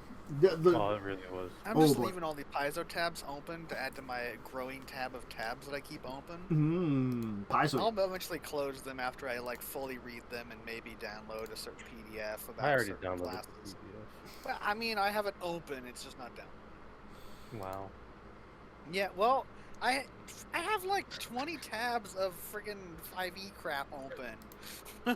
Because I'm trying to start a game. Prepping a 5e game. Oh, yeah, prepping for a 5e game. Nerd. That's me. I prep for my games. I don't. You, wait. Nerd! There you go. I never prep. You're wow. welcome. It's actually a lie. I do all the time. I do some prep, depending on the game. Like, I did a bunch of setup for Pirates that will last me a few weeks. I've not finished all the setup I need to do for the season, but, like, you know, I have enough to... There may be some UI edits for next game. Yeah, well, that stuff is, like, we didn't realize how things would work until we set it up anyway. I fixed my webcam for next game too. So I mean, I'd have to like build a green screen so you don't see me living in trash if I decided to be on Joe camera. apparently has done that somehow. Joe did, You yeah. know what? But like the way he's doing it, it was like that's too much effort for me. I'd rather just like, have something. Like, we could just probably honestly buy it. See, he's like, for like less effort and less money. I know he's like, I'm using a program to stream to myself, and then I'm taking the stream that I'm streaming to myself, and I'm giving it to this, which makes it so I have a green screen. I'm like, no, I don't want to do that. You could just buy like a little green I don't- screen you could pull I'm up. not even gonna buy anything. If I do, I'm gonna go and get like some leftover Look, 2x4s. if or I'm whatever going that to we just have lying enjoy around, screw My them ancient together. wallpaper and this art that's been on my wall for I don't know how long. It's been up there. That's My camera's like widescreen, so you literally see my kitchen, which I usually put crap there. So then you see actual garbage if I turn my camera on, which is why I usually am not on camera. And currently there's this nice case that I piled up because the heater hasn't been on and I was cleaning up some stuff and I just haven't moved it. And I think below there is like controllers for something. I don't remember what game system. A game system which, may I note, I never bought. It was a classic game system, and I was gonna buy a version of it that was region free, like an adapted version of it, and it sold out before I could get it. But I bought some accessories for it and a couple of games, so I own some games. I think it's Sega Saturn. Oh, of course, the best console. The good old Saturn. Well, there was a couple of games that I really wanted to play from back in the day on it that were like Japanese only games, and there was also some decent ones that were actually on the normal console. So anyway, anybody have any games of D&D or let's do that. Saturday. Saturday, no, not for me. No, I don't think we've had any kind of Saturday stuff. I know Me that either. I have to poke Joe at some point in time because he has. Yeah, that's a thing. He actually talked to me last Sunday about organizing the next session. He's like, I really need to do that, and I'm like, you do. Yeah, that was a thing. I made a character, and it took me a long time. Granted, I will give him that he works full time, like a lot, so maybe he's distracted a bunch. Yeah, he's a good distraction, so it was fun. But I do have to like poke him and be like, hey, organize the shit out of that. Man. Yeah, like even just saying something is like, hey, no, I need a plan. Is better than just this is a pet peeve of mine. Even if you like respond with like 3 words or something when I ask a question, I'm okay with that. When you don't reply at all, it annoys me. I don't get replies back after like such a long time. I'm just like, whatever. See, yeah, it's like I'm done. I try to do well, that, I guess we're done. but like I also will sometimes like check a message while I'm out and then forget all about it. I have done that before, and then I'm like, I thought there was something I was supposed to do, and I'm like, I don't remember that. But when I say there's something I was supposed to do, I think of something else entirely. I'm like, oh yeah, that was what I totally was thinking about, not remembering the actual thing. Usually for me, it's only like a day, maybe 2 at the Oh most. God, I'm. If it leaves my Sunday, brain, it can be Nothing days. quite like asking Tantus something about a D&D game, and then a week later getting a reply as your answer, like, what is But that's what I realized. Like I'm looking through stuff. I'm like, holy shit, I didn't answer this. Yeah. What about Saturday? I think Sunday rather. I have a Sunday game, a Sunday morning game for me. Yeah. Oh boy, the DM is still being really aggressive. On with purpose? It's not really on purpose, although we'll get to the combat later because that was at the end of the session. Okay. We're in the big capital city, and as we're walking through the city gates, our Fey Elf sees like a weird giant bee person, but only they can see it for some reason, and its name is Barnaby. It's a giant bee. Of course. It's a giant bee named Barnaby, spelled Barna and then B-E-E. Of course. So we had to deal with that. Well, I didn't have to deal with that. The monk has to deal with that. It's the just been monk's following them around. It's the monk's problem now, just like the monk's ocean. problem. Yeah. And we went to a tavern where it's perpetually raining, over because some Karen cursed it because they were mad at the service or something. And then I went and talked to a spy from my country because I'm in an enemy country, which is spooky. And it turns out the war is going pretty good for my country and pretty bad for the country we're in. Because it turns out throwing hordes of men against clockwork machines is stupid and will just result in a lot of deaths. So they're trying to zap Brannigan it? Yeah. See, the key is throw waves and waves of my own men at them until the kill bots reach their kill limit. It's literally They what shut that's down. their tactic. Except for these kill bots don't have a kill limit. And then I don't remember what else happened. Then we had combat. We got attacked by some thugs who really shouldn't have attacked us. Because in the first turn, I rolled a 2nd level guiding bolt and dealt 40 damage on a crit. Well, Holy that's 50 crap. damage on a crit. And almost one-shot the big boss. And he didn't get a turn after that. Oof. Yeah, so a man got deleted in an alleyway. And then the rest of the bandits got melted by lightning. I mean, I wasn't there, but... Well, a lightning javelin, right? Like the javelin You would have melted them if you were there. Face I it. probably would have melted Yeah. them. Also, I have a weird snake bird thing now. I have like I thought a you were going pet to say a snake weird bird. curse skull. And I don't have a cursed skull. I have a cursed animal with me. Thank you for a fucking cursed skull. You up? People in your cursed Damn skulls. curse skull. It will never end. No, apparently not. We have to throw it in the ocean. Yeah. It- No one's it- thought of doing that yet, right? It wasn't thrown in the ocean, which is why it's still a thing. Yeah. We'll talk about that in a minute, though, I think. But yeah, Talk we about it had a towards the end. Mimi combat where it was a deadly encounter, but thanks to me and the ranger critting on our first turns, they got deleted. Yes, because deadly encounters are only as good as the dice rolls. Yeah. Because a deadly encounter with bad dice rolls on the player side turns into a super deadly encounter. Yeah. And sometimes you cast a 2nd level spell and do an entire HP's worth of damage. So this is why, for small side tangent, this is why, and this is something I actually talked about a little bit with someone on yesterday when I was basically busy all day, which was mentally exhausting apparently. When you're doing boss fights, don't just have a big dude with a lot of hit points, because there's more players than the big boss dude. We had a big dude with a bunch of hit points, and then we had the CR like 1/4 little shit bandits that have like 5 HP around them. So they just died in one hit. I don't like, or rather, I like the minion options that were presented in like 4th edition, but I think in 4th edition they were basically you hit them and they die. Yeah. What I was doing when I was quote unquote making minions, I was trying to make it so they would roughly eat 2 to 3 attacks, because then they aren't just something that can be one-shotted unless you like do a really big hit. That's about where I try to put them. At least 2 shots so they matter. Yeah, because either it takes an entire round at higher level for like, I'm going to attack, he's still alive, well I guess I'm attacking again, you know? Or it could be like you roll and crit and it's like, oh yeah, he's super dead.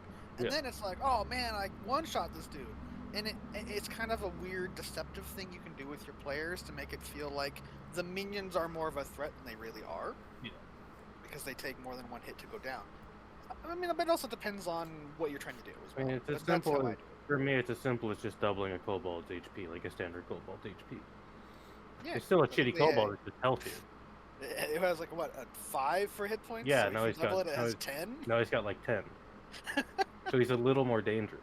Slightly more dangerous. Yeah. Anything else on your game? Sorry for interrupting. No, not really. I didn't do anything else on Sunday. Monday, I didn't have. Did I have Tuesday? No, I didn't. Did I? You did not have Tuesday. I don't remember seeing a thing about that. I was the only one that probably would have been like really decent and free. I think everybody else was having some issues. Or Yeah, I something. don't remember getting a ping about Starship. Yeah. So. Yeah, I think what was going on is like everybody was like, I was gonna say something, but it was like, you know, like Joe had to like go in early, so he had like an extra long day. It's like and, one of those silence. Everyone's not really Yeah, available. like something had been going on with Maz, and something was going on with Thunder, and I was like, whatever. Game. You know. You've had a lot of missed weeks. Like, you're almost in every other week game at this point. Because something is coming up. That's life for you. It's the unfortunate. That's adults. It's being an adult. It's unfortunate because, like, I think, like, it's the difference between larger games and smaller things. It's like, larger games, you can get people that are much more professionally on, maybe, and then they can dedicate more time to it, you know. Doesn't mean that they're not necessarily going to be there. But I think also it's the thing about Star Trek, it's hard for us to miss people. Because not only are we missing one character, we're missing two characters we've established as. Yeah. Which I think was a neat idea. I don't mind the idea, but it's also part of it. Much harder to play now. Yes, that's the other thing I've been thinking about it with. It's not necessarily a bad idea because it does mean that we're more involved with a lot more of the NPC cast kind of thing, because these like we're playing these half players, you know, that have, you know, basically similar statistics, but not all the same. They don't have like all the special abilities and stuff. You know? They're like a level below you. Like, if you guys are level 4, they're level like 2 or 3 or something. Yeah.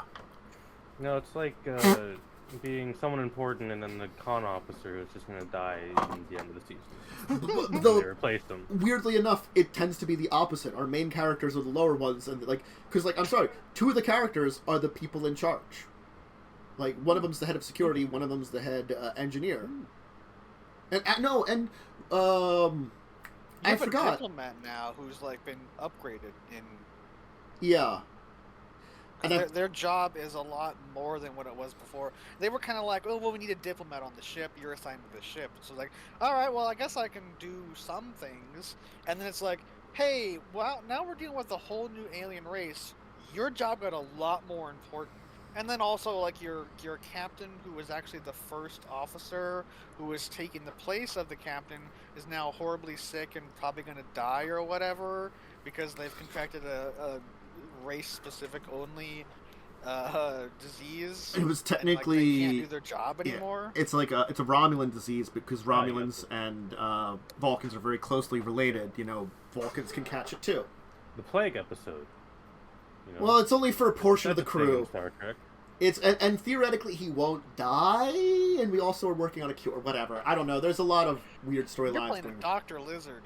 I look, Dr. Lizard. I enjoy Dr. Lizard because I show up for like half the session, and the other half I can be quiet and they're like, we should add you in more. I'm like, no, please don't. I don't need to say anything. I don't need to be there. I can just sit here and be like, yes, and sip tea, you know. And then don't disturb me in my medical lab unless someone's died.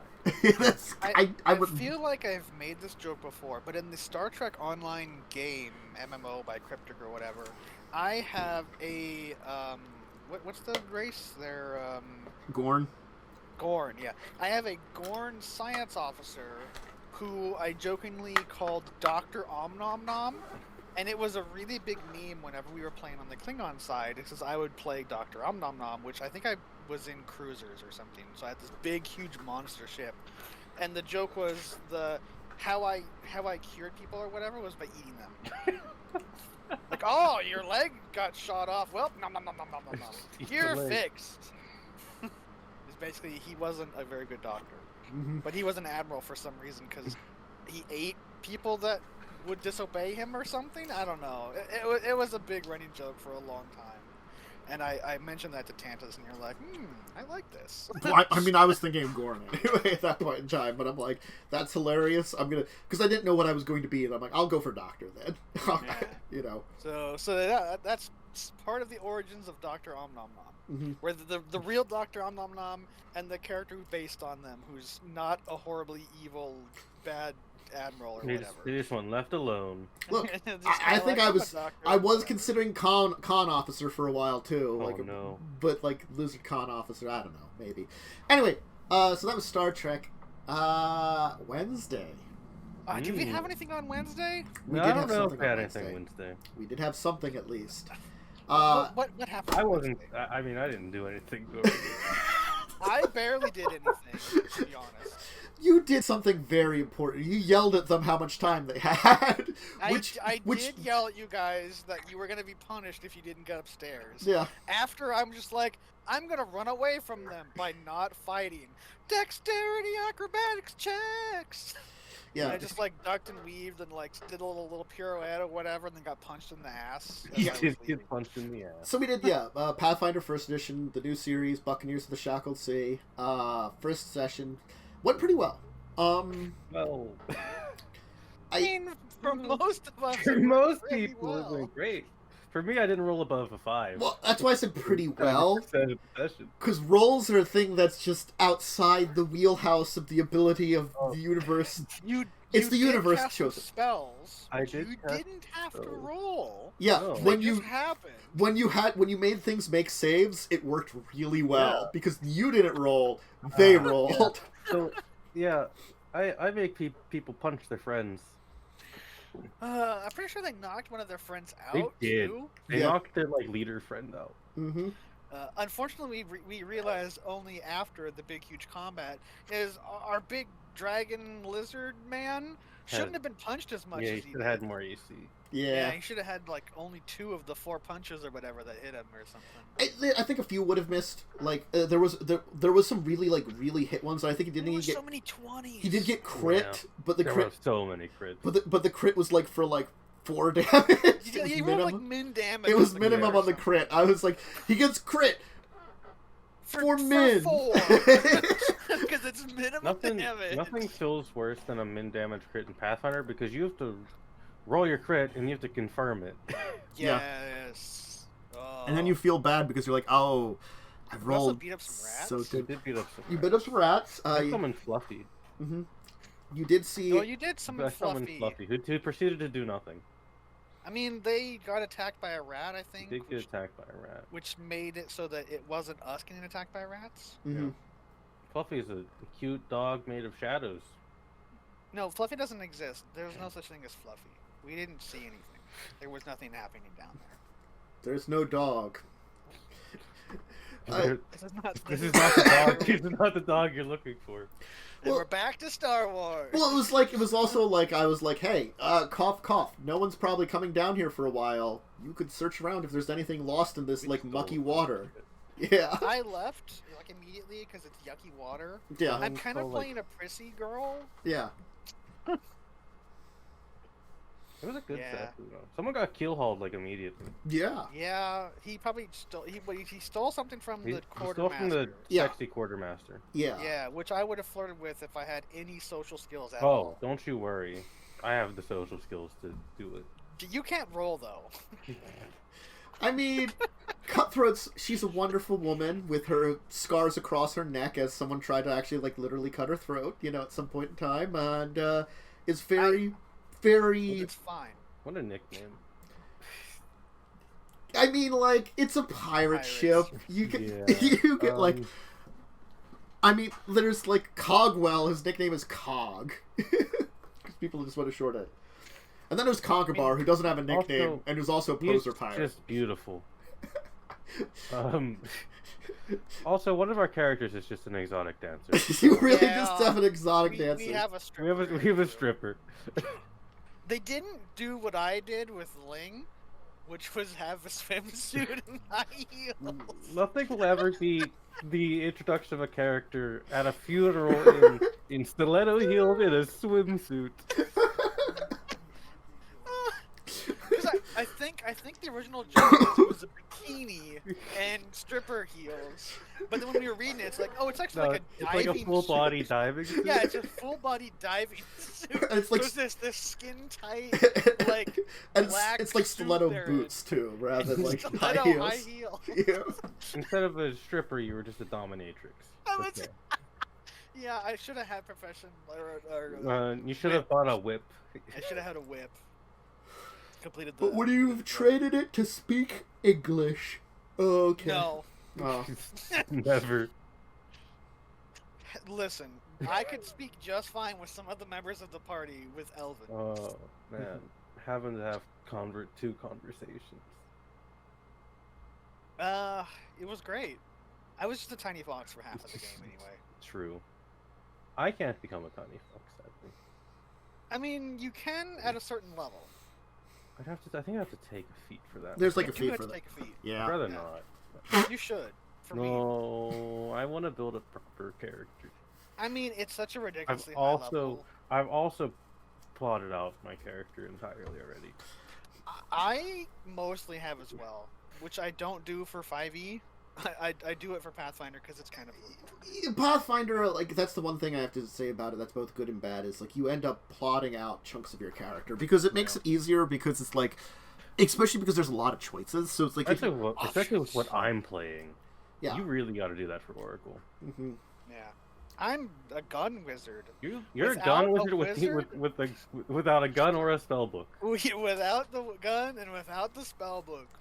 Mm-hmm. So I'm just a nerd. Do enough work to not get punished.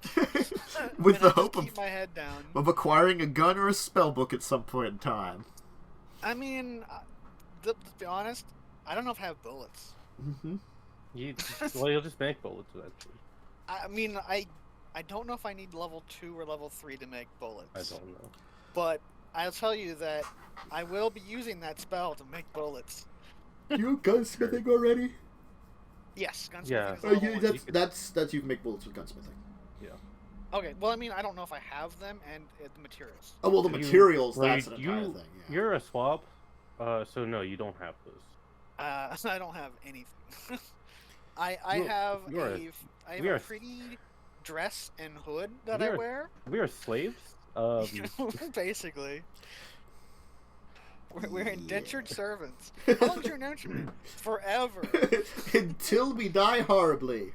Or we make our own indentured servants. We make our own pirate ship. With Like, if you're there long enough and, like, you know, earn the respect of the captain, then totally he's just gonna let you do your thing. To be fair, I will outlive basically every single person who's You just on gotta this play boat. the waiting game. So all I have to do is just not get horribly maimed and injured, and everyone will die on the boat via old age, and I'll be the de facto captain. Uh-huh. As the the long oldest con. senior. See? My plan is flawless. It's so much better than the other people who are like, let's mutiny and kill the captain. Which I immediately left when that was brought up. Because it's like, I don't want to be involved with these people who are talking about mutiny.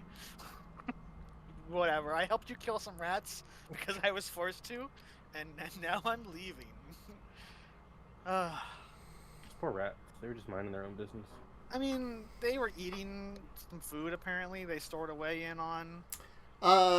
It's like storyline you don't really need to know about, but like it's mentioned, like it explains to me why they're there, you know. So it's like me as the DM, I know the reason. The captain bought really cheap like grain to like. Of course, captain's a cheap ass. Yeah, you know. I mean, he's a pirate. And it happened to be infested with giant rats. As I said, probably was like a rat mother and her babies that were in there, and they grew up and got out. They were really big, and I stabbed the crap out of one of them. Yeah. So I have a dagger, and I'm a finesse character. But in Pathfinder, you need the weapon finesse feat to use dexterity, and you only get the dexterity bonus to your attack rolls, not your damage. Yep. So I'm attacking with a +1, so I have a +2 to stab these things, and I'm like, I'm not really a fighter. I guess I'll try 20. You just kept murdering. Specifically 19 with a 20 on the crit confirm. So it's like, oh, I critically stabbed this rat with my crappy dagger that I was given. Yep. It died horribly. You're like, huh, didn't expect that. Really didn't expect that, as I'm not a fighter. I may have some of the stats to be a fighter, but the character is not. Yeah. So I think the session overall went well. I had a lot of fun. Yeah.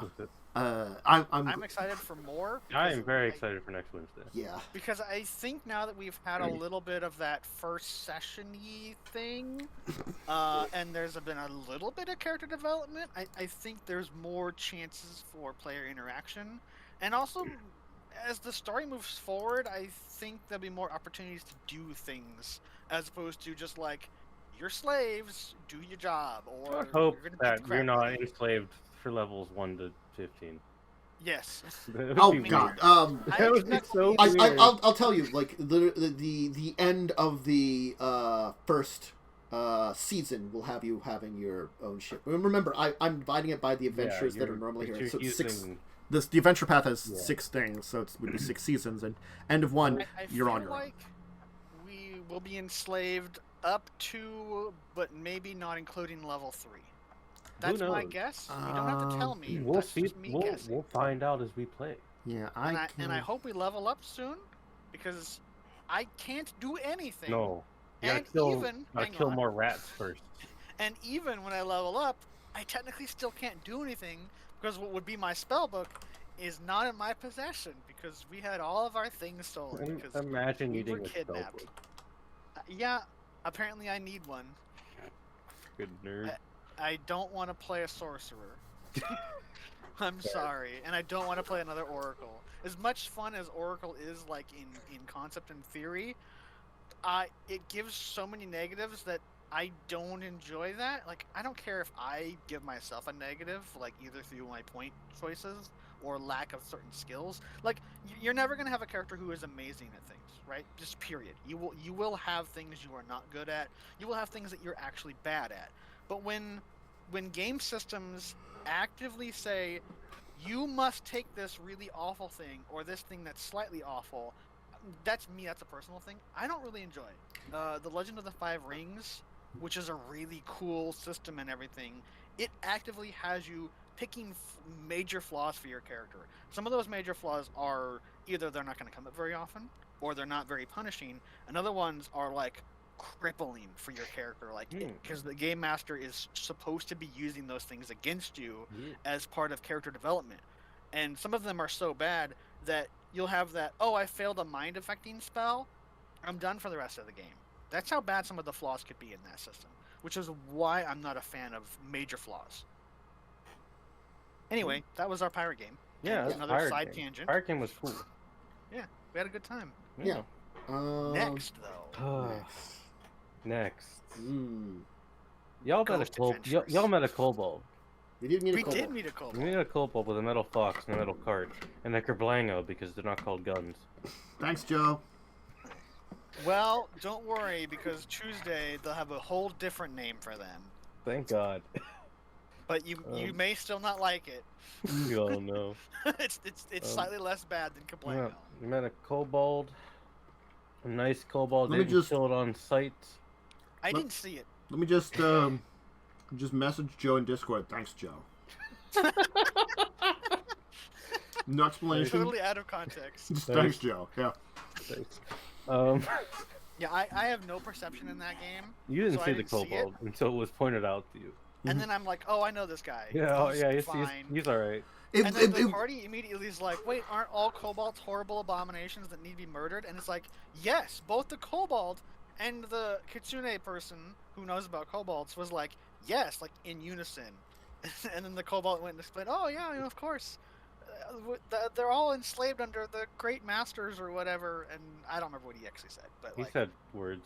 Yeah. Then he shot his kerblango and woke everyone up. Oh my god. Because he was Well, peer pressured. I wasn't even thinking like, oh, it's a kobold. I was like, oh, it's a reptilian dude. Just a short Me- man.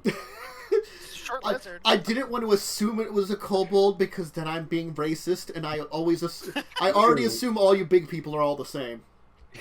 I mean, do you assume that I'm the same with my ability to change into different You're people? just a, You're just a big you're a weird you're a reptilian werebeaver. werebadger. You're a werebeaver. Yeah, you're a werebeaver. Yeah. I can turn into different things, And then like you guys, certain people we've met. yeah. Like Oh, I certain think people. you're some kind of weird druid. That's right. You are weird. No, You're a I'm a people weird druid. druid. Yeah, you're. the people druid. Yeah, and then you guys went on a nice stroll into a forest, and nothing weird happened except some fog and some ghost laughing. And then the rogue bard decided to just fuck with the sorcerer for no reason. Was that what was going on? Yes, all of that. All of the like specifically this has happened to you. That was just Lynn's character fucking with Zin's character. Good. They with deserve it. minor illusions. Good. They deserve it. It was very funny. Because they executed a prisoner in a Yeah. mostly good party. Yeah, it was so amusing to me that I gave Lynn an inspiration. Will that ever be used? I don't know. I think Lynn's gonna forget that they have it.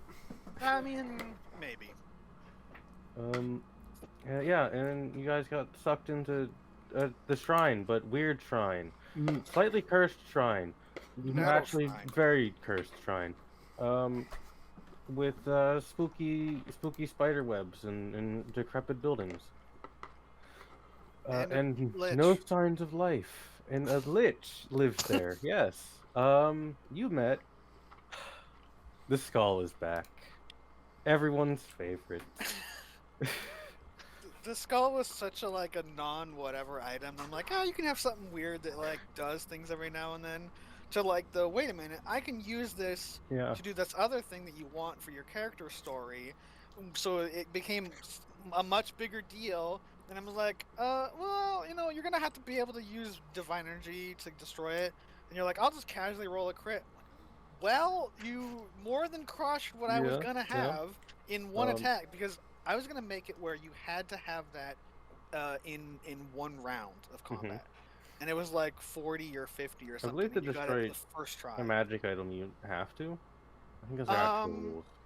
It might be, but I was gonna make it where you had to do it in one attack. Like you couldn't be like, I do 10 damage today and 10 damage tomorrow and etc. until it's destroyed. I'd be like, no, because You have to my overcome its thought, resistance.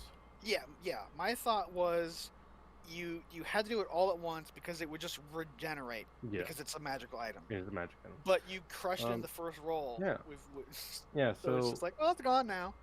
So I also just wanted to side tangent. I had something completely different planned for that session up until an hour where I was like, that skull would have probably been harder to kill. I could still use it. So it's back. So it's back now. It's Congrats. back, baby, and better And than someone touched it. So Oh, good. Oh no. yeah, someone touched it. I wonder where the rest of the pieces are, though. Oh, who knows? One piece got absorbed into the lich's face as she put Which it is back. probably not good. It's fine. Don't worry about it. It's probably not okay. She's lawful good. Yeah, she's also evilly sinister. She's lawful good. Don't worry about it.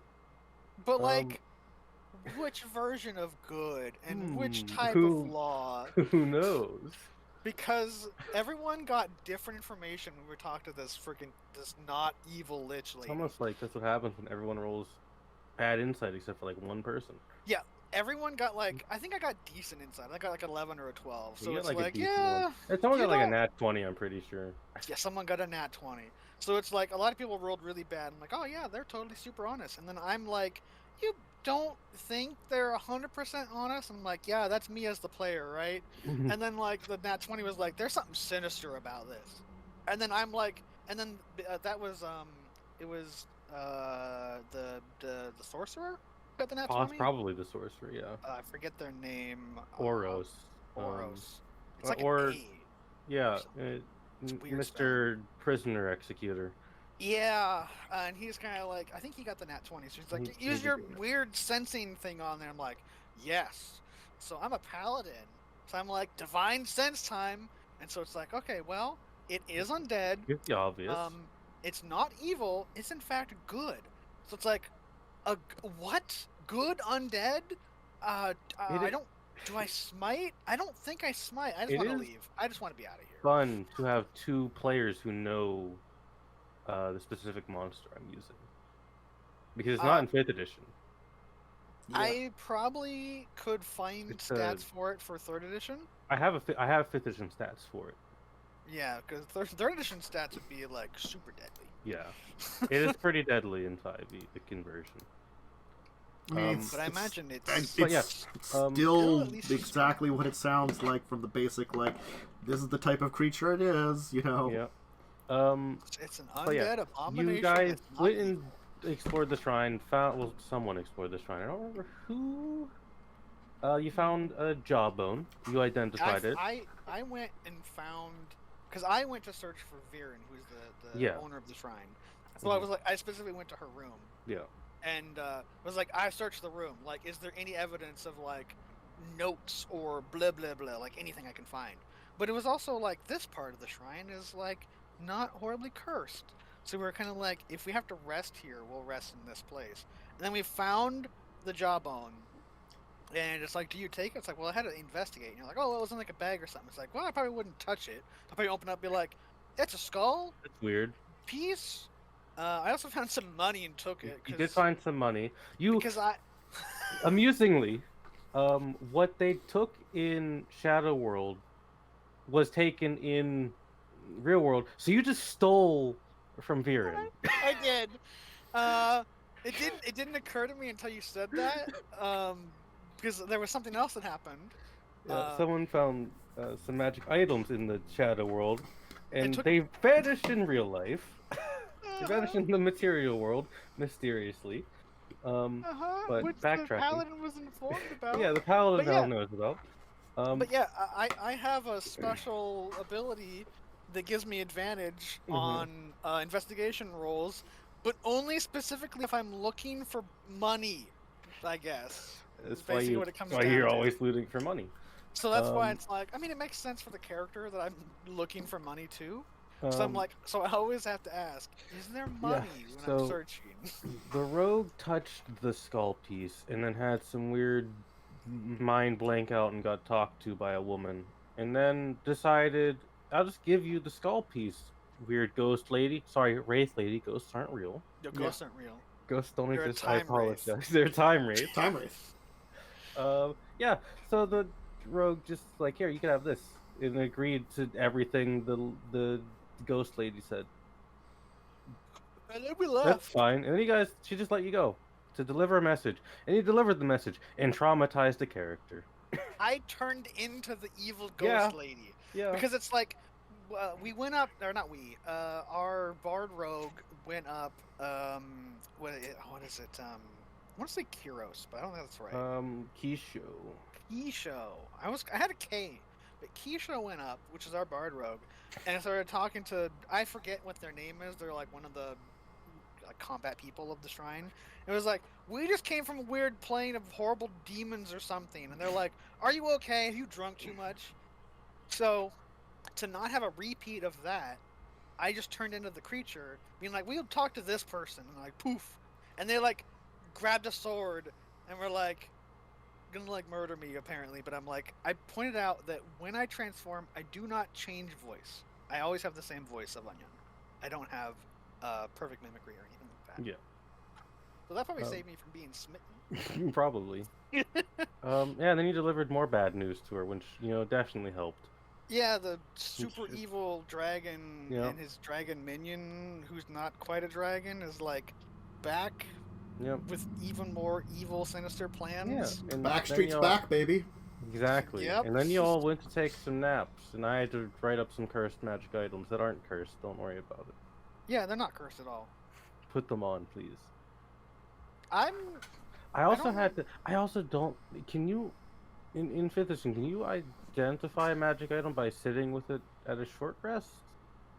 Maybe short rest. I don't remember if it was short rest or long rest. Because I know in other editions. If it's an editions, attunement item, after the hour, you know what it does. and then you can choose to attune to it or not, right? I don't know if you choose. I don't know. You do choose because, like, it doesn't tell you if it's cursed or not, though. Yeah, because you only have, and you also only have 3 attunement slots, so yeah, just doing that to you would be kind of dickish.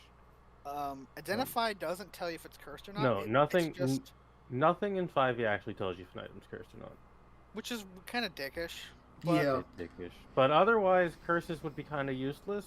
I feel like legend lore, because it's like a 5th level spell, I think legend lore should tell you if it's cursed. If someone casts legend lore at an item, I would tell you. I would hint that it's cursed. Yeah, because legend lore is...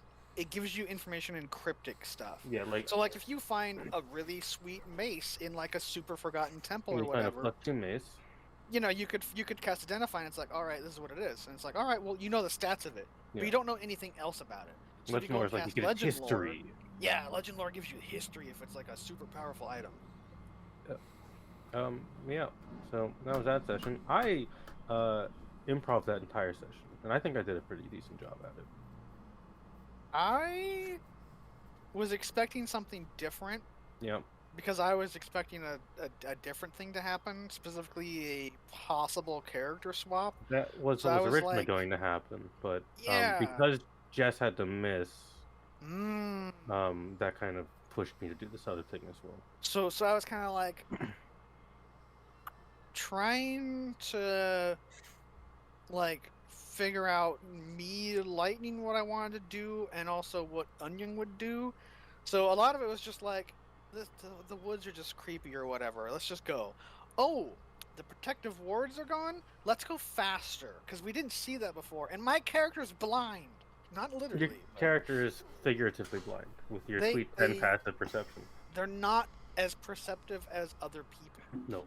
They're not adventurer level perception. They're regular No. person They're perception. commoner perception. Yeah, they're just pretty regular in their Yeah. perception. How was that game? So they didn't I think- notice that. I think I did a decent job. Yeah. And then we had Chimera of Wrath, in which you accompanied a crazy druid man on a trip to the forest. You did such great things as sleeping in a worm's nostril. I did sleep in a worm's nostril. Yeah. Ugh. 2 people slept in a bag.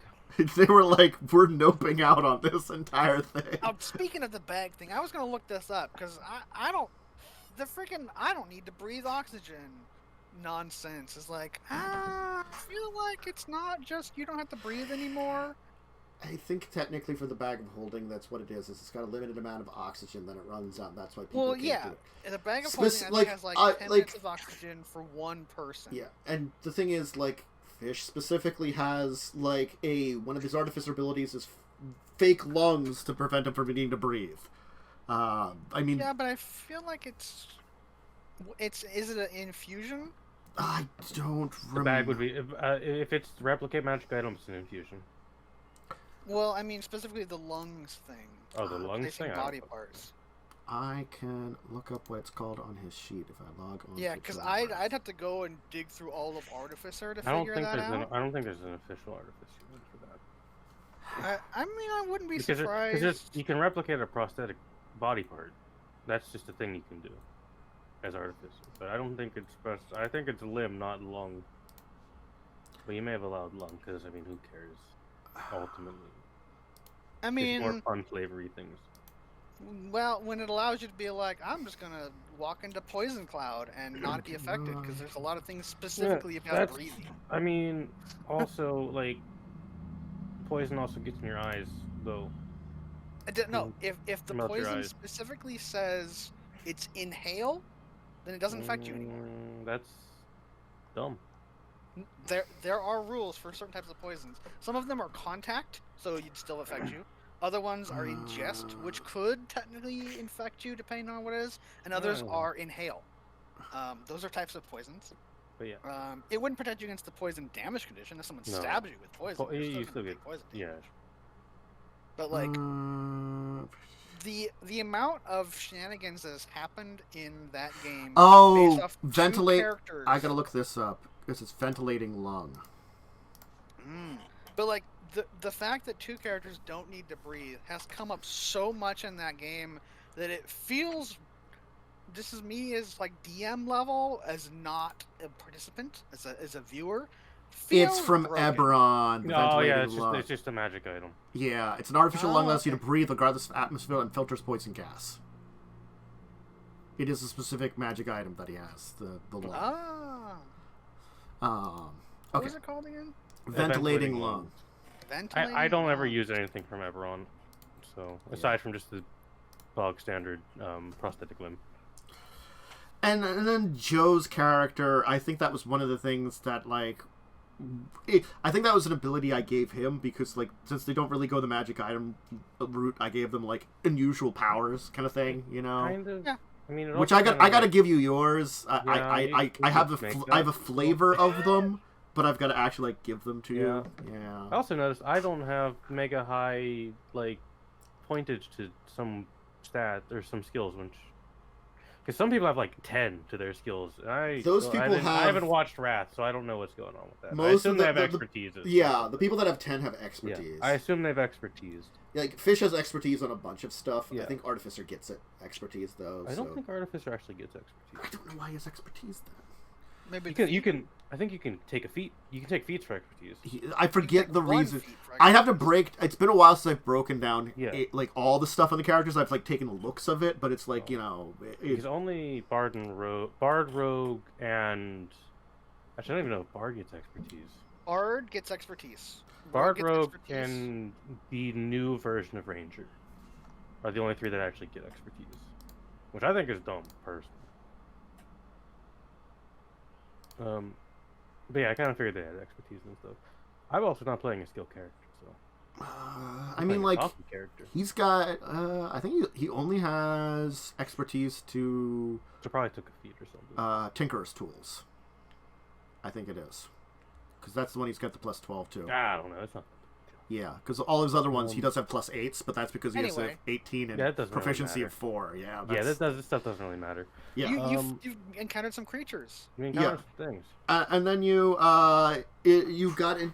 So you encountered some other interesting life forms, and then there was some kind of dark presence in the forest. So the druid's like, I'm gonna have you basically do like high level pass without traits, like magically pass through the forest. That just just follow me and walk. And you kind of got like shadows of the forest as you're kind of walking through. I thought of it more like tree stride, but for like a group. Yeah. Tree stride, but like a magic-y thingy. Yeah, like forest stride, almost you could call it, higher level tree stride. Anyways, like, I'm concentrating on this. Be careful. Don't leave the area, things like that. And then, like, there was stuff going on, and then, like, you would have been stepped on and then crushed because apparently the Dark Force had accidentally awakened the local tree folk who are, 2,000 feet tall and do not like horrible monstrosity invaders, which apparently showed up just to be friendly, but they're just like, we sense danger, we will awaken to fight this danger. Just because it's a little hostile and hates everything that exists in that forest. Yeah. He was there to negotiate. Yeah, there was a Phyrexian angel who you don't know where it came from or why it's still alive, but it's there, and it seems to be at least vaguely aligned with the group's old nemesises. Again, not as heavily aligned as, like the people that certainly hit the Kool-Aid, but, seems to be like another they've made a deal with, It's the age old, evil people find other evil people to make deals with to create some kind of, like, Legion of Doom. I love that I'm once again in a stream game where my character has no context for anything that these people have done. Yeah, I mean, like, this is like being thrown into the fire with a lot of this stuff. Like, I as a person know what a Phyrexian is. Yeah. Like magic. My character has no fucking idea what that is. He's got 8 intelligence. He's an idiot. Yeah, it's sort of like you probably, like, the term would probably elude you. Like, if people said, like, they're the things that, try to invade and cause, like, the end of the world, like, 300 years ago, you'd be like, okay. Oh, yeah, I've heard tales of that. Those things. Those guys, yeah, I thought they were just, like, Metal Men or something. I guess they have a name. Cool. Well, my boy's kind of an idiot. It's acceptable. Sometimes you just gotta play a himbo. Yeah. Sometimes you just gotta play a himbo. And next week you'll be talking to an elemental guy who's... I'm sure that'll be fun. I mean, he's an incarnation of an entire ancient, powerful forest. So if only my character's druid wife was there instead of him. She'd be more helpful at this. Probably. Instead, you have the goblin. You got me. A goblin, a demon. Yeah, a goblin, a demon. A metal man, and an idiot. And an idiot. This will go great. And a crazy druid who's never actually literally talked to him. He's just like, I've kind of communed with him because I commune with the forest. But that's about it. Still sad we haven't met Party Squirrel. I mean, Party Squirrel might have died in that horrible blast. Party Squirrel probably died. Oof, rip Party Squirrel. We probably we just have the epitaph like "Rip Party Squirrel." We never knew you and wanted to. We'll have to meet the new Party Squirrel. It's the title that's passed down. This is the 14th Party Squirrel I've known. They keep dying horrible deaths. It's almost like they're still squirrels. And they shouldn't party because they live in trees. that are hundreds of feet tall. Yep. Seems like a bad idea. Yes. Oh man. I like Squirrel Lord. He was crazy and fun. He's good. Yeah. I forgot you also got sneezed out into like a body of water. We got loogied by the worm. Yeah. I mean, it's like, just hold on tight. We're getting out of here. As my character quoted, still not as bad as the well carcass. Yeah. See, those are the tales. You're like, it's like that stuff you develop. You know, it's like, it took forever to get the full story about Kazram burning down part of his village. Or the story of Lindsay and the arson. It's like, I accidentally lit a village on fire. It's like, what? Weird that it's happened twice. Look, these people have problems with fire. People have problems, yeah. I guess that's... Just that these people have problems. I was right, yeah. It's like, you're very true. As soon as I said that, it's like, that's where you cut off. These people have problems. Oh, man. Anybody do anything on Friday? Nope. Well, no, our Friday game ended. Yeah, it died horribly. Unfortunately, I don't have the time to run it anymore. That happens. I mean, I was tempted to do my own high seas adventure game on Friday, but I think Lindsay closes on Friday. Lynn closes on Friday, and then I think Lynn is running a game? Eventually, late Fridays or something? Eventually, there's supposed to be like a Final Fantasy Pathfinder game, right? Pathfinder edition, and it's like, oh boy, that's gonna be chaos. That'll be interesting. But that's not happening for an unknown amount of time. Yep, it's gonna take a while to set up. This is a Pathfinder game as well, and also it's custom stuff. Yeah. Maybe soon we'll be able to talk about a Tuesday game that I'll be running. Tuesday game. I have a general outline for like the first 3 or 4, maybe 5 episodes, depends on what the players do. But I'm still looking for players. I'm talking with one of them, and they may be able to play. It's kind of a scheduling thing, and if they're willing to commit to a game, because you know it is a commitment. Oh yeah, it's a lot of commitment. So it's like, you know, sometimes life comes up, so you'll miss games, right? But generally, you want to be there because you've agreed to doing that. So depending on what goes on with them, maybe I'll have my 4 players, and I'll be willing to set things in motion to have that start up. But it'd still be a few weeks away. So yeah.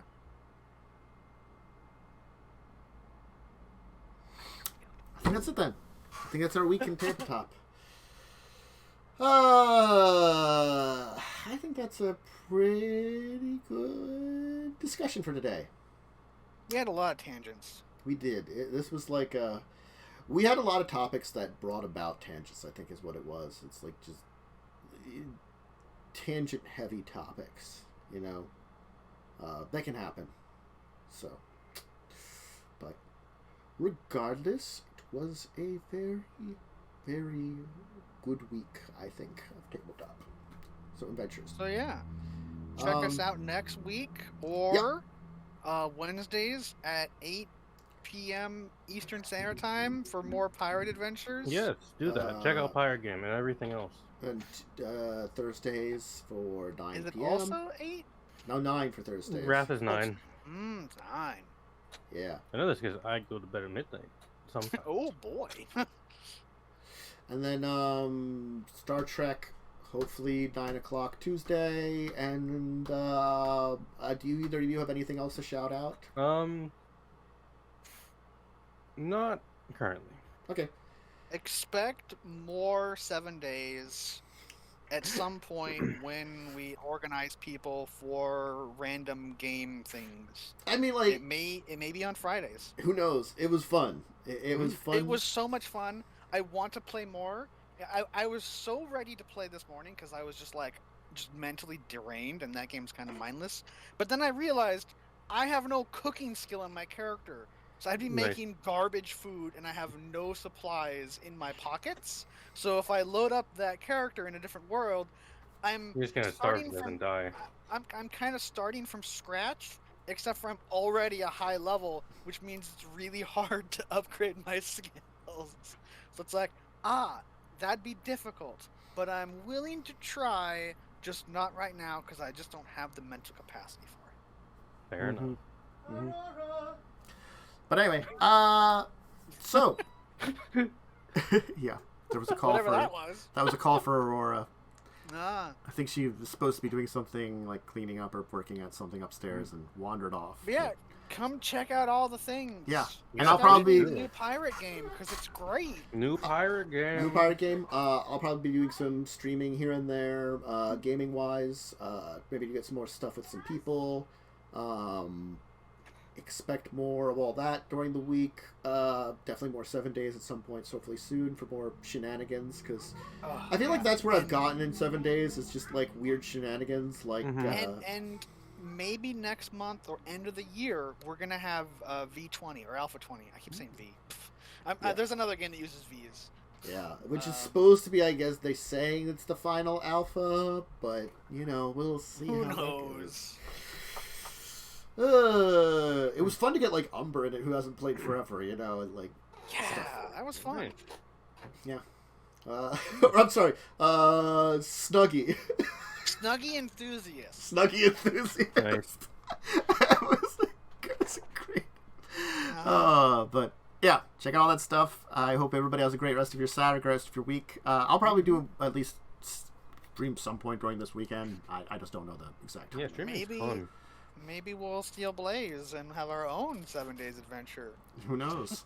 You never know. Perhaps. But regardless, until then, farewell, everybody. Goodbye.